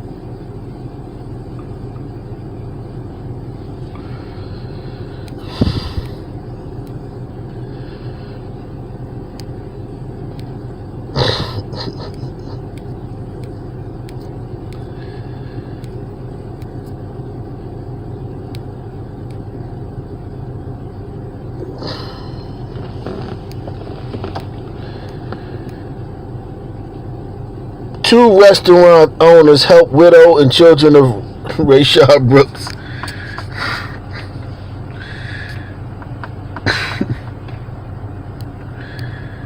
Look at this shit.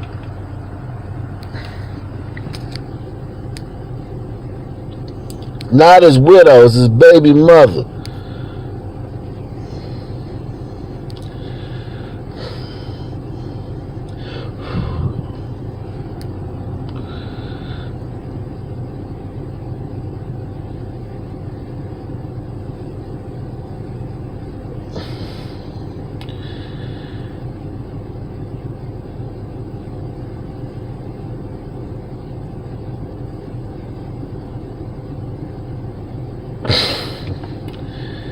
Damn.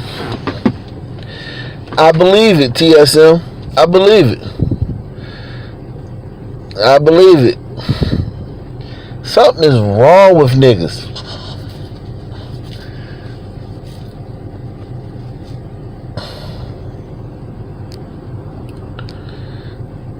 Something is wrong with niggas, man.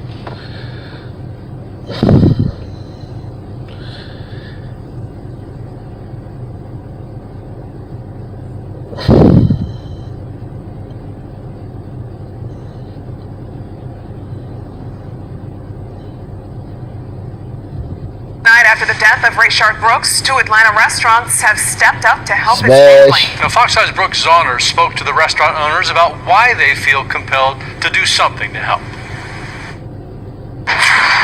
The owners of Slutty Vegan and Big Dave's Cheesesteaks all about giving back to their communities. So when they heard about the death of Rayshard Brooks, they started thinking about what they could do to help his widow and their 4 kids. Business is booming at Pinky Cole's restaurant Slutty Vegan with a line stretched around the block. Because of her success, she finds it her duty to give back. It's not very often we see communities sticking together, especially in our own communities, right? And we're going to be the change that we wish to see, and we're going to set that example and show people that we can come together. By giving a fucking drunk driver and a nigga who just came home from jail for child cruelty and a nigga who beat up 2 cops and stole their taser and shot it at him, by giving his baby mama a car. That's how you gonna come together as a community? There was no other way you could have. There's nothing else you could have done for your community. Got connected to help his widow and their 4 kids. Business is booming at Pinky Cole's restaurant Slutty Vegan with a line stretched around the block.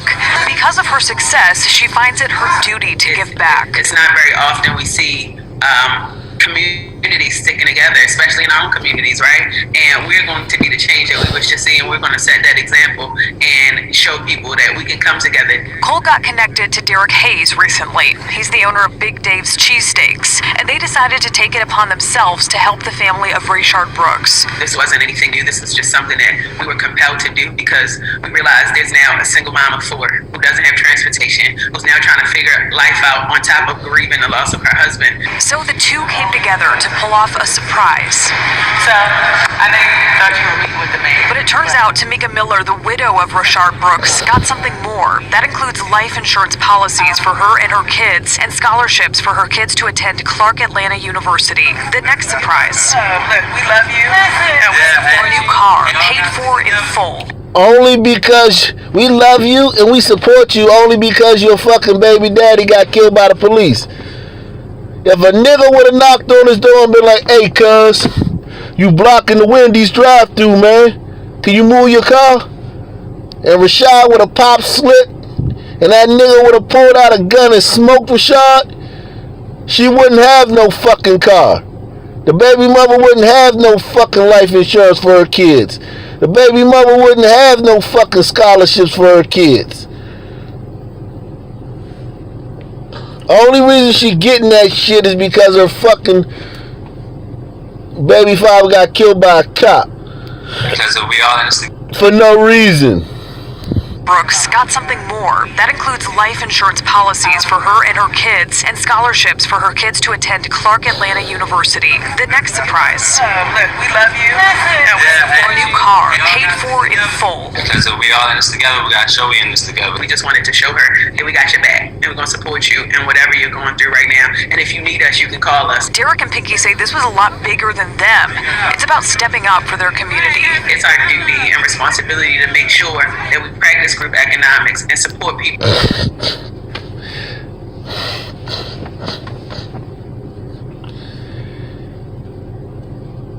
In our very own communities and help them be better. We're just grateful and thankful, and we just want to be there for people. Pinky and Derek are both now calling on other businesses in their communities to step up and help when they can. Coming up on News Edge at 11, we talked to the two about what it was like to attend the funeral of Rayshard Brooks. She want other business leaders to step up when a fucking nigga gets shot by a cop.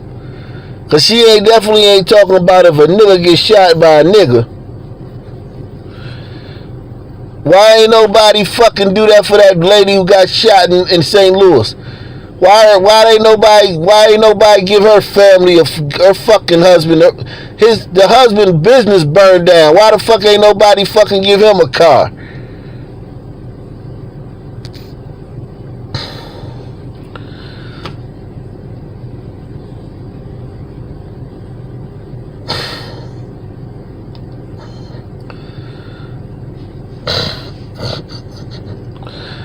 These motherfuckers, man.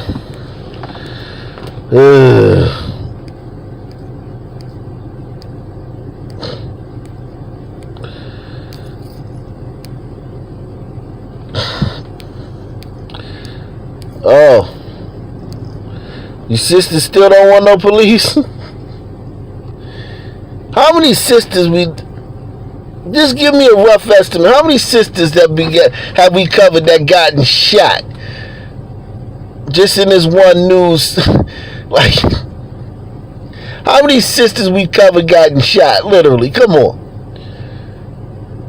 Every fucking city we go to is a bunch of sisters getting shot.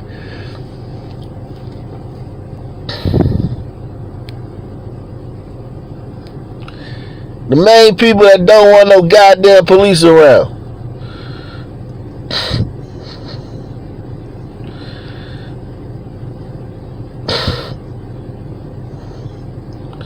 Woman shot at South Fulton condo complex. Police are investigating after a woman was shot at a condo complex overnight. 27-year-old woman suffered gunshot wounds, but she's expected to survive.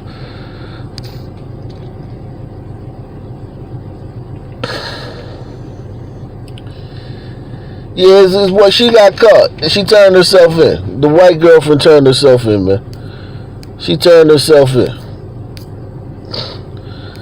White girl was a rider, man. White girl burnt that motherfucker down. She was a rider. Yeah, fuck that protesting and marching shit. She said, fuck all that protesting and marching, man. You got me confused with these niggas. Said, you must got me confused with these niggas.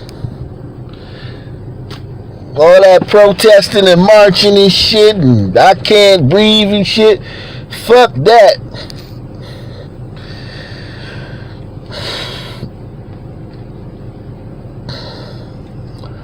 I'ma burn the Wendy's down. That was the dumbest shit ever. Fuck you burn the Wendy's down for, you stupid bitch. And I know you did it but still, like, fuck. Dumbass.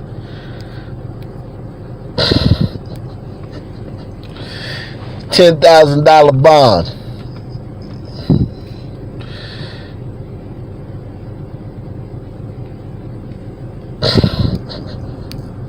Yep.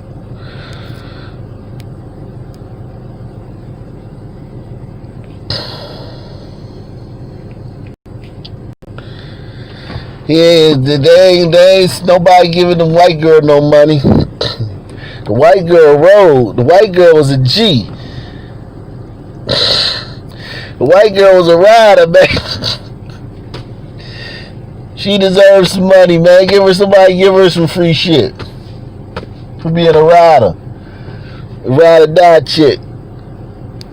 Somebody give her some free shit.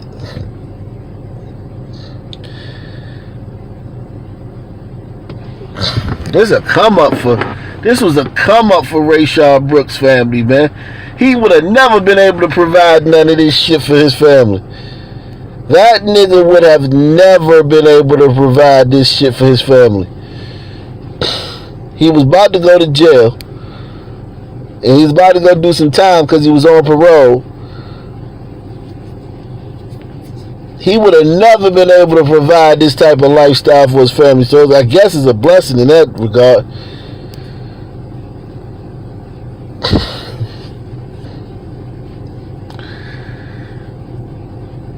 Nightly News with Operation News. You can choose the only interactive news program on YouTube. You can support the channel via PayPal or via the Cash App.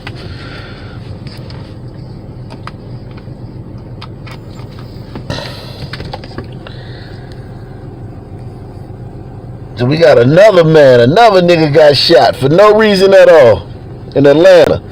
They bringing up these old cases. Another old case they trying to dredge up. They dredging up these old cases, man.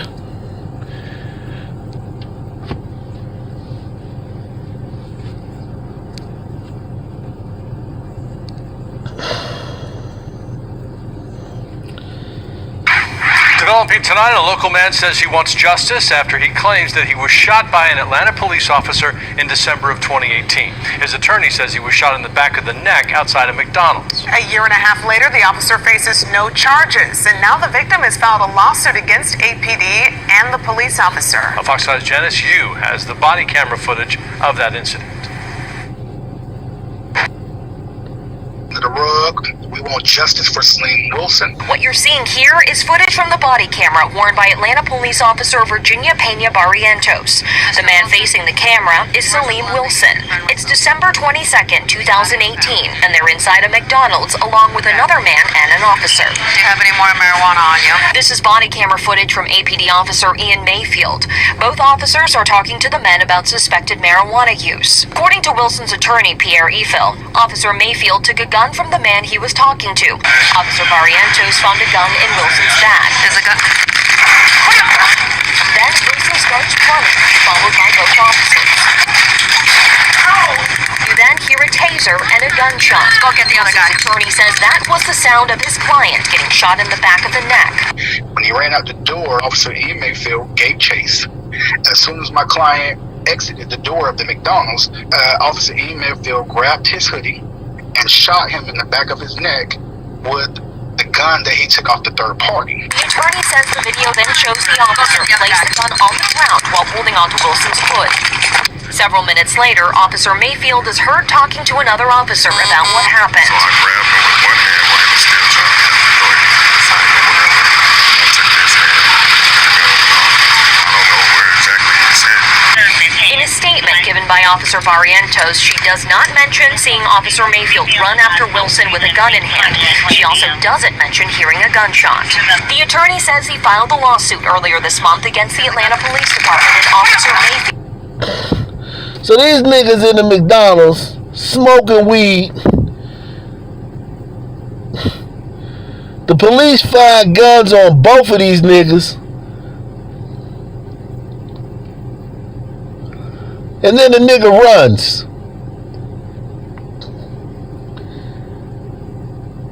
I don't care. He wasn't going to do nothing but shoot a nigga with that gun if he hadn't already. I don't care about these cases no more.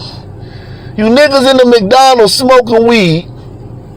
The police come. I don't give a fuck if marijuana decriminalized in other places. It's not decriminalized there.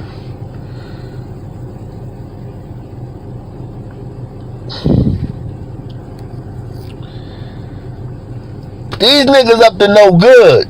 These niggas up to no good. They both got guns on them. Obviously illegal guns.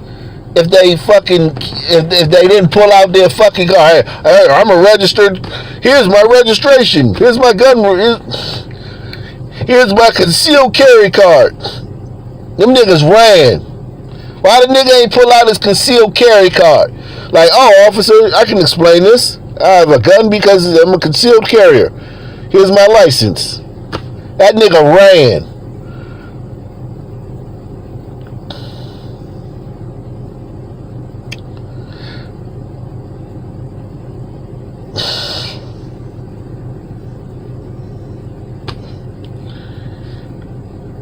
And then the officer don't know if he got another gun on him.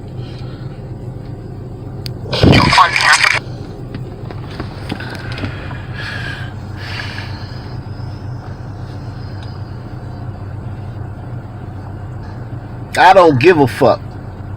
I don't care.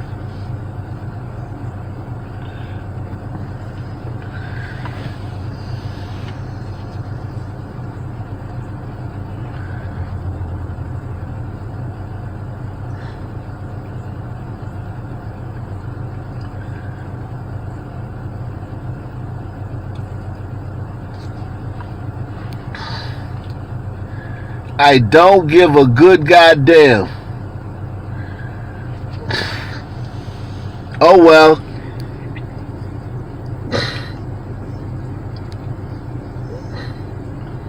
Atlanta police officer in December of 2018. His attorney says he was... A year and a half later, the officer faces no charges, and now the victim has filed a lawsuit against APD and the police officer. A Fox 5's Janice Yu has the body camera footage of that incident. We don't want this swept under the rug. We want justice for Salim Wilson. What you're seeing here is footage from the body camera worn by Atlanta police officer Virginia Pena Barrientos. The man facing the camera is Salim Wilson. It's December 22nd, 2018, and they're inside a McDonald's along with another man and an officer. Do you have any more marijuana on you? This is body camera footage from APD officer Ian Mayfield. Both officers are talking to the men about suspected marijuana use. According to Wilson's attorney, Pierre Eiffel, Officer Mayfield took a gun from the man he was talking to. Officer Barrientos found a gun in Wilson's bag. There's a gun. Then Wilson starts running, followed by both officers. You then hear a taser and a gunshot. Go get the other guy. Wilson's attorney says that was the sound of his client getting shot in the back of the neck. When he ran out the door, Officer Ian Mayfield gave chase. As soon as my client exited the door of the McDonald's, Officer Ian Mayfield grabbed his hoodie and shot him in the back of his neck with the gun that he took off the third party. The attorney says the video then shows the officer place the gun on the ground while holding onto Wilson's hood. Several minutes later, Officer Mayfield is heard talking to another officer about what happened. So I grabbed him with one hand while he was still trying to get the door. I took his hand. I don't know where exactly his head. In a statement given by Officer Barrientos, she does not mention seeing Officer Mayfield run after Wilson with a gun in hand. She also doesn't mention hearing a gunshot. The attorney says he filed a lawsuit earlier this month against the Atlanta Police Department and Officer Mayfield on behalf of Wilson. He says initial reports by police said Wilson shot himself with his own gun. As of now, Eiffel says he hasn't been provided any updates on whether or not Mayfield will face any charges. And that's what we're asking for here, is for Officer Ian Mayfield to be held accountable for shooting Salim Wilson in the back of the neck with the third party's gun, and essentially not providing him with any type of medical assistance to make sure that he was okay. The GBI was called in to investigate. A spokesperson told Fox 5 it couldn't comment because the GBI findings were turned over to the DA's office. The Fulton County District Attorney's Office says their investigation into this case will be completed on September 7th of this year, almost 2 years after the incident happened. We reached out to APD for comment but did not hear back. The attorney says the drug charge has been dropped, but the charge for having a gun hasn't. Now, he says his client had surgery to remove the bullet from his neck. He's traumatized, but he is doing better. Now, he is calling on the Fulton County District Attorney, Paul Howard, to bring charges against this officer. Hear more from the attorney tonight at 11. In Atlanta, Janice Yu, Fox 5 News.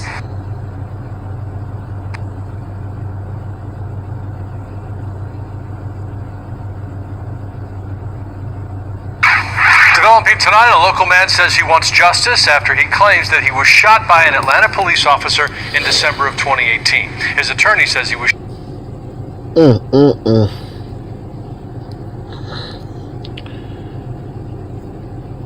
Yeah, cops, it's hell on cops, man. Give me another city, man. Let me see your email. Let me see emails. If there's any emails in here.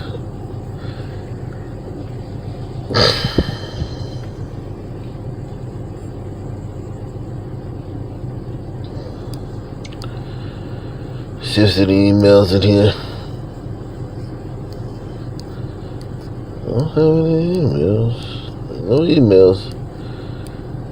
No emails recently, man. No recent emails.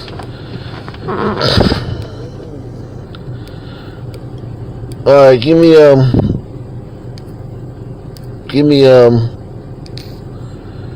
another city, man.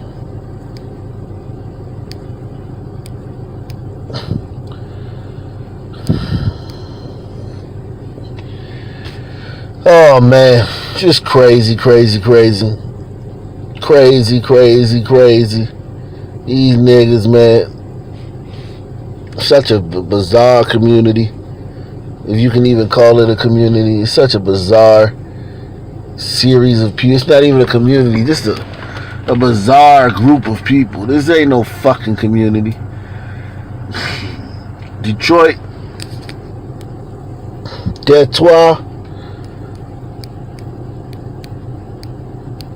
Detroit, man.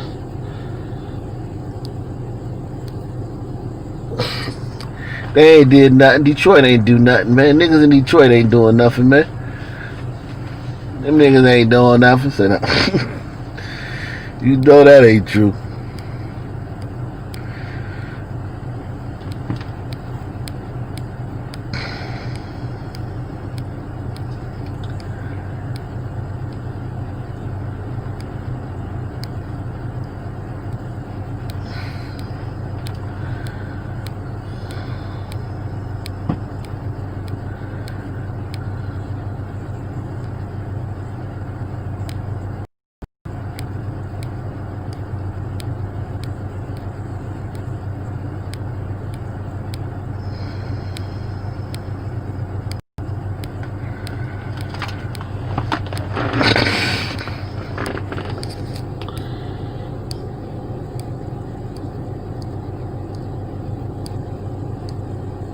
Damn, ain't nothing happening in Detroit. Shit.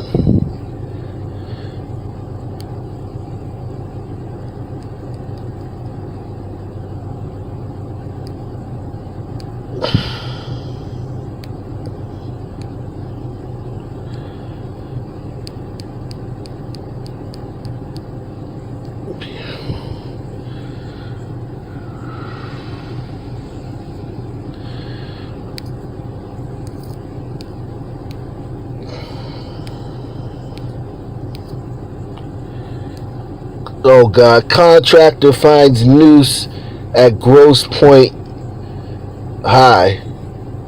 Oh my God, they found a noose. God, dog.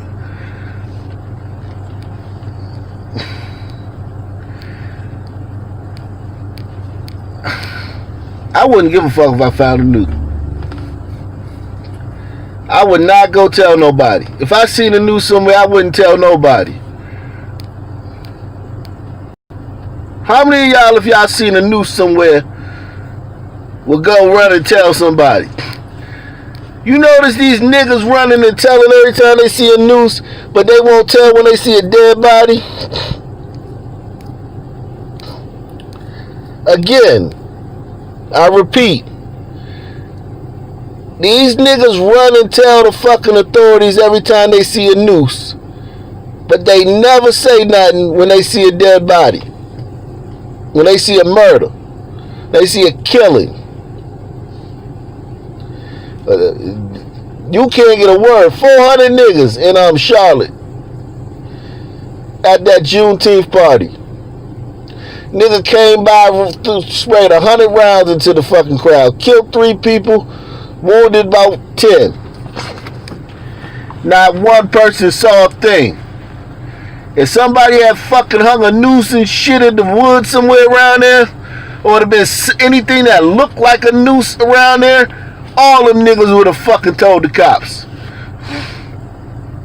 Something is wrong with you niggas. And I mean really wrong. Something is really, really wrong with you niggas.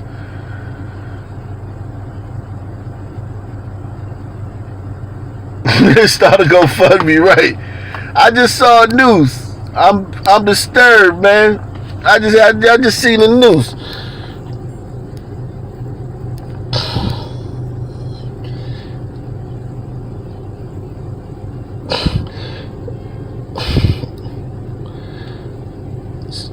So a contractor said a construction worker found it while completing a final safety walkthrough. The contractor, which is used for all GPPSS bond projects, sealed the room off and notified Grosse Pointe Farm Public Safety Department. So the school ain't even open. They out there doing some work on the fucking school. School ain't even in session. They out there doing some work on the school, and a fucking contractor found a noose, and that shit made the news. And it was probably some rope.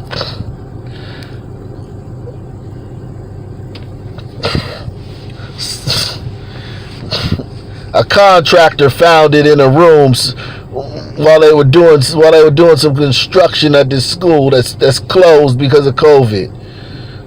And that shit actually made the fucking news. This shit is annoying, man. All this new shit.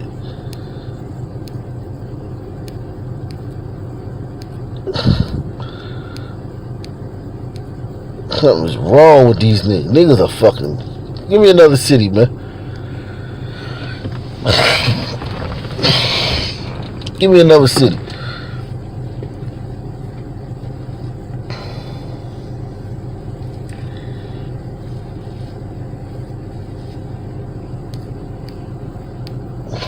Not the news with Operation News. You can choose the only interactive news program on YouTube. Hit the like button. Hit the Cash App. Hit the PayPal.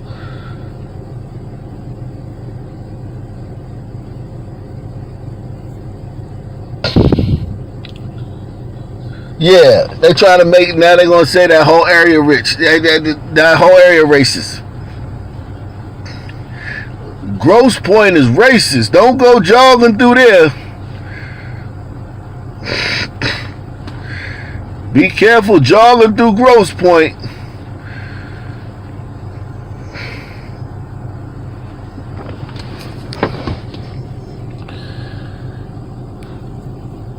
Des Moines.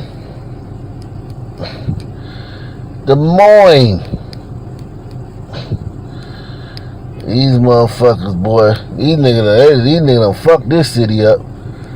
They done tore this city up.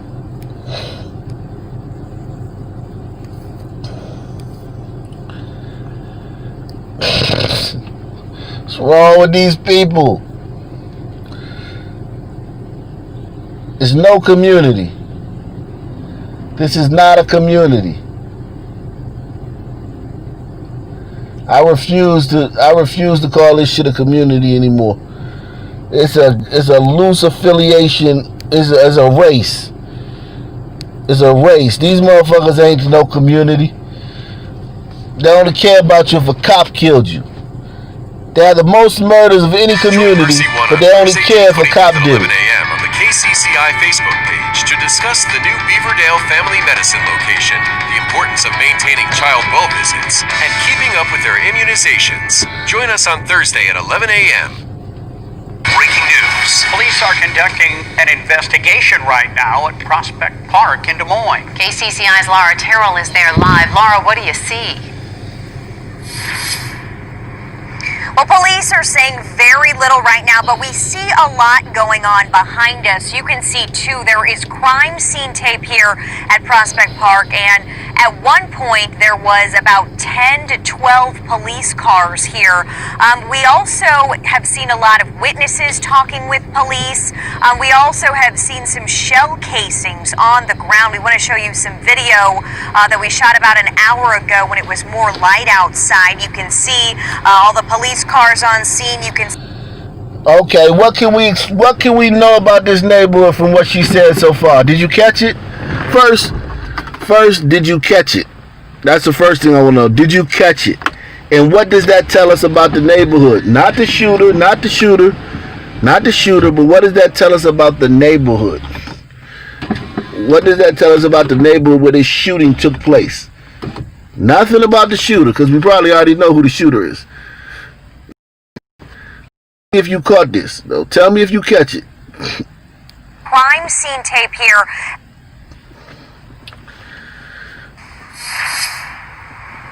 Well, police are saying very little right now, but we see a lot going on behind us. You can see, too, there is crime scene tape here at Prospect Park, and at one point there was about 10 to 12 police cars here.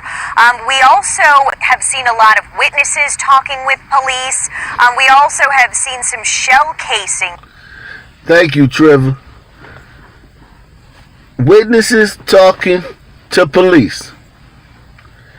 So that means that this is a upper scale neighborhood, or either there's a mixed crowd here. It's not just niggas. It's not just niggas. It's either some well-to-do blacks or some white folk around here. Because people are talking to police and giving police information because somebody fucking got shot in their neighborhood. That's what you do. There's about 10 to 12 police cars here. We also have seen a lot of witnesses talking with police. We also have seen some shell casings on the ground. We want to show you some video that we shot about an hour ago when it was more light outside. You can see all the police cars on scene. You can see the crime scene units on scene with the shell casings. You can also see the officers walking around looking for evidence, talking to witnesses. Now, as we said, this happened around 8 o'clock. Talking to witnesses. Okay, look at these niggas. So these niggas probably come from good families. They probably come from good families. But they still dress like niggas. They come from good families. And it's a good neighborhood. Now, as we said, this happened around 8 o'clock, but police really have hardly given any information up to this point. We know they're busy investigating. I also, in the last hour, in the last 30 minutes actually, have seen about 4 or 5 Des Moines detectives pull up. So they are all out here tonight investigating. We do see a white Trailblazer that appears to be some part in the crime here. It's abandoned here at the scene, and police have been investigating that and looking at that car very closely. So again, we don't know exactly what happened out here, but it's still very much a busy crime scene out here at Prospect Park. We are communicating with authorities and waiting to learn more, and we will bring you those updates as they become available. But for now, reporting live in Des Moines at Prospect Park, Laura Terrell, KCCI 8 News, Iowa's news leader.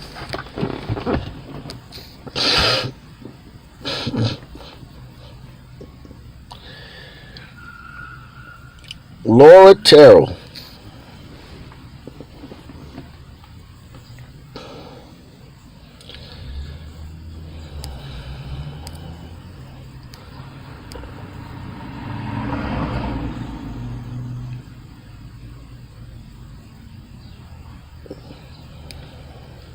God.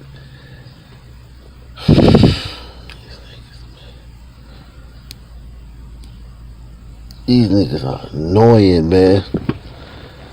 They done took over fucking Des Moines, Iowa. Shit. How did y'all let that happen, man? I need to hear from my white people, man. How did y'all let this happen, white folks? How did this happen, man? I need an explanation, man. I want answers, goddammit. White people, how did this happen? How did you let these niggas take over fucking Des Moines, Iowa? Coffee shop shuts down indefinitely after they fired. Huh? How did you niggas let this happen? How did you white people let this happen? I want answers. I'm not starting this video till a white person tell me what the fuck happened. How y'all let niggas take over Des Moines, Iowa? Answer me, goddammit. Inclusion.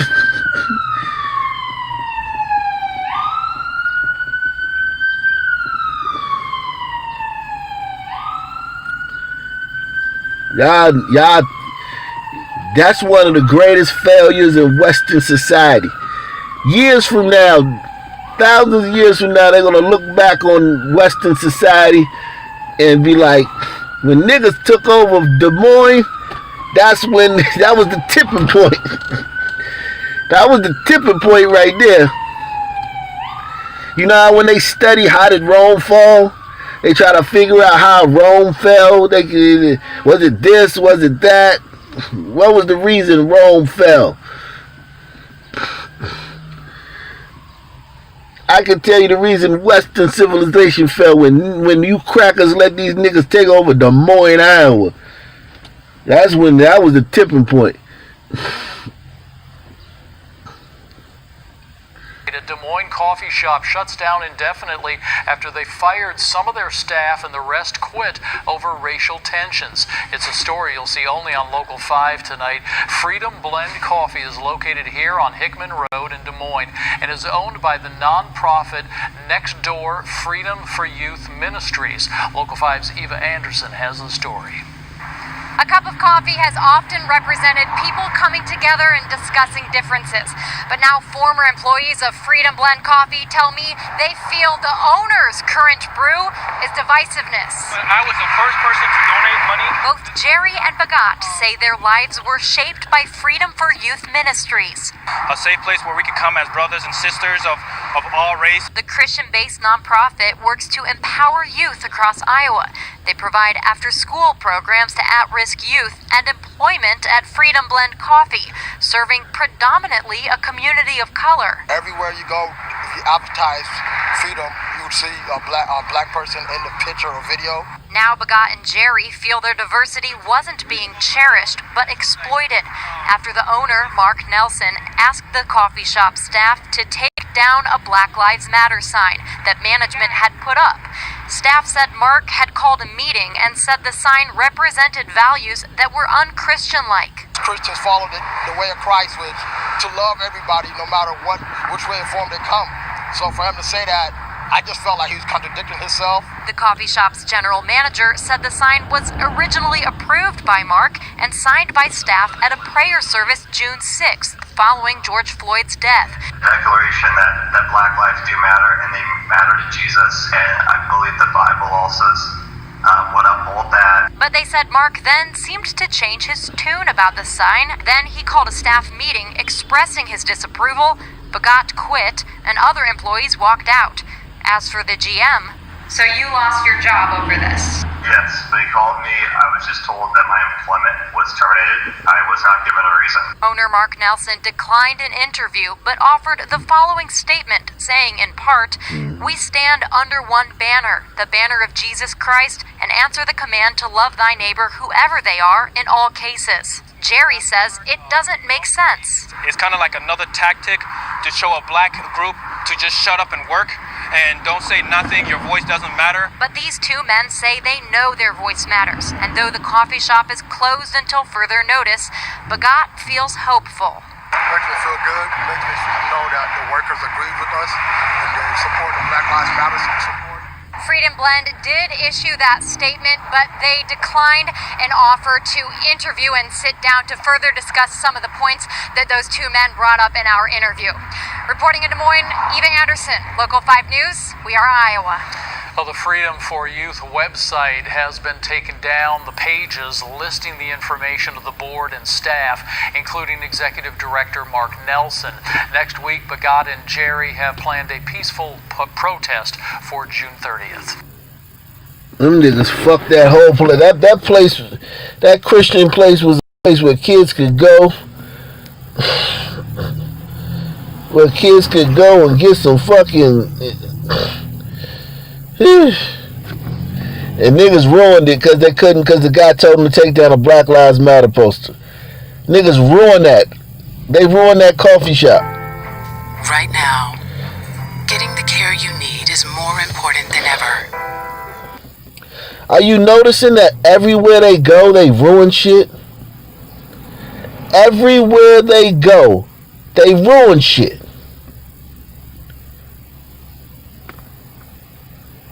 They just completely fuck everything up. Caring for patients wherever they are for the health of America.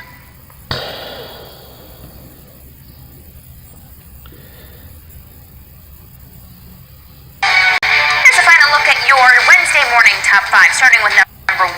We are learning more about a shooting that happened at Prospect Park last night. Police say 31-year-old Des Moines resident Clay Blowow is dead this morning after being found shot with a gunshot wound. Here's a look at the scene from last night. Police responded just before 8 o'clock last night on Prospect Road. Detectives worked through the night and spent the night interviewing witnesses and examining evidence. No word on what led to the shooting. Of course, we'll provide you more details as they become available. This is the 13th homicide of 2020. Clay Luau, that's a fucking Sudanese name. So he was Sudanese. Here it is. Pay Luau. Blue Owl. Yeah, there you go. It's a Sudanese guy.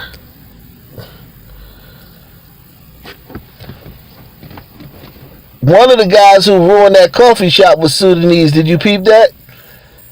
His name was like Enoch some shit. One of the black guys at the Freedom Coffee shop that ruined everything over there over some stupid shit. He was Sudanese. So you got a lot of Sudanese over here in Des Moines. Oh man, is this like one of them cities where you relocation city? Is this one of them cities?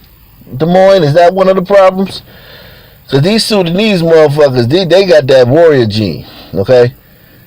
All of them got that warrior gene in spades. Okay? These Sudanese got that warrior gene in spades, my man.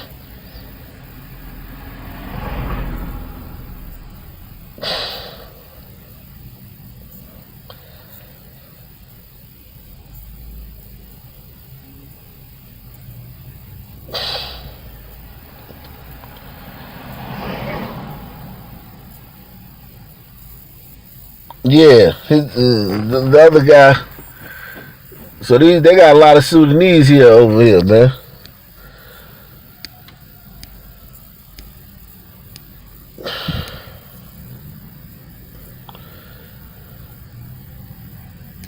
This is Des Moines, Iowa.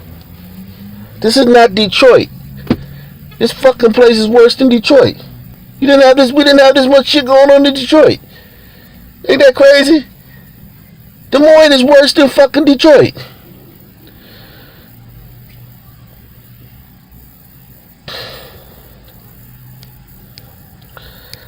The fuck?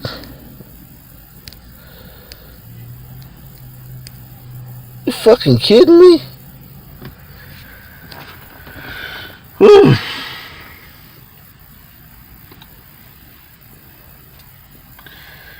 A Black Lives Matter.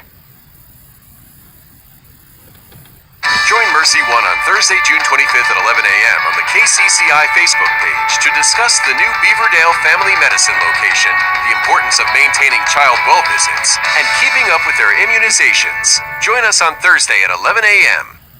sign in a yard started a heated discussion leading to the arresting Clive, and it was all captured on video. KCCI's Kayla James is live in Clive tonight, where she spoke with the family. That's right. Shanice Cameron says she opened her front door after hearing a knock on Sunday. What she didn't expect when answering that door was the nearly hour-long discussion that would only end when the Clive Police Department arrived.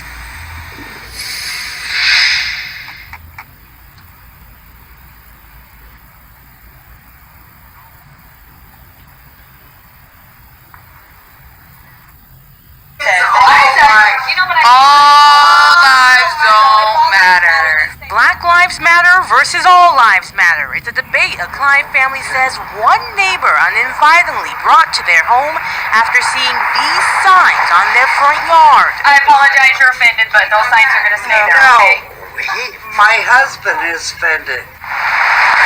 The signs stand at one corner of Shanice and Michael Cameron's property.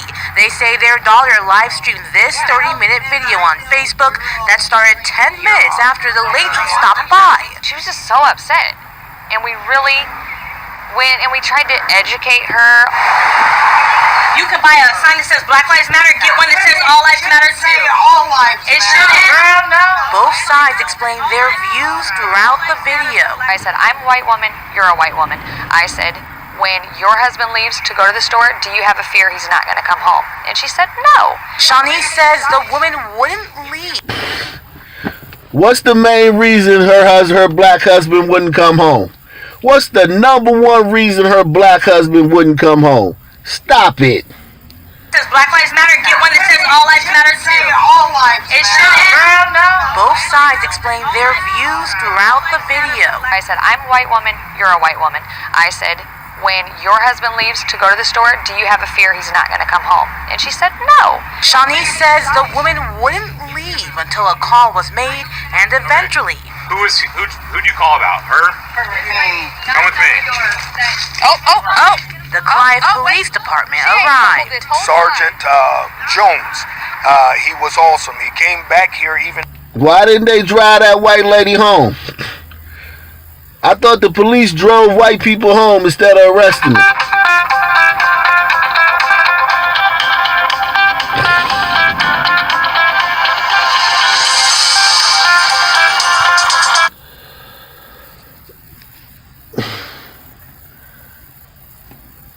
I thought the police drove white people home instead of arresting them.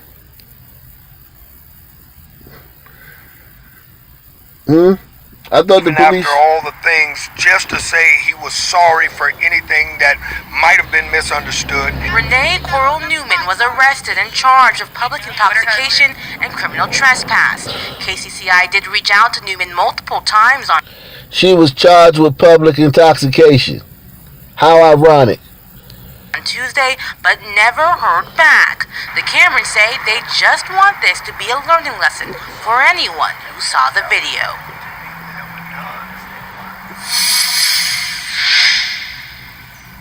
And the Camerons also mentioned how Coral Newman said people in the neighborhood had a problem with those signs.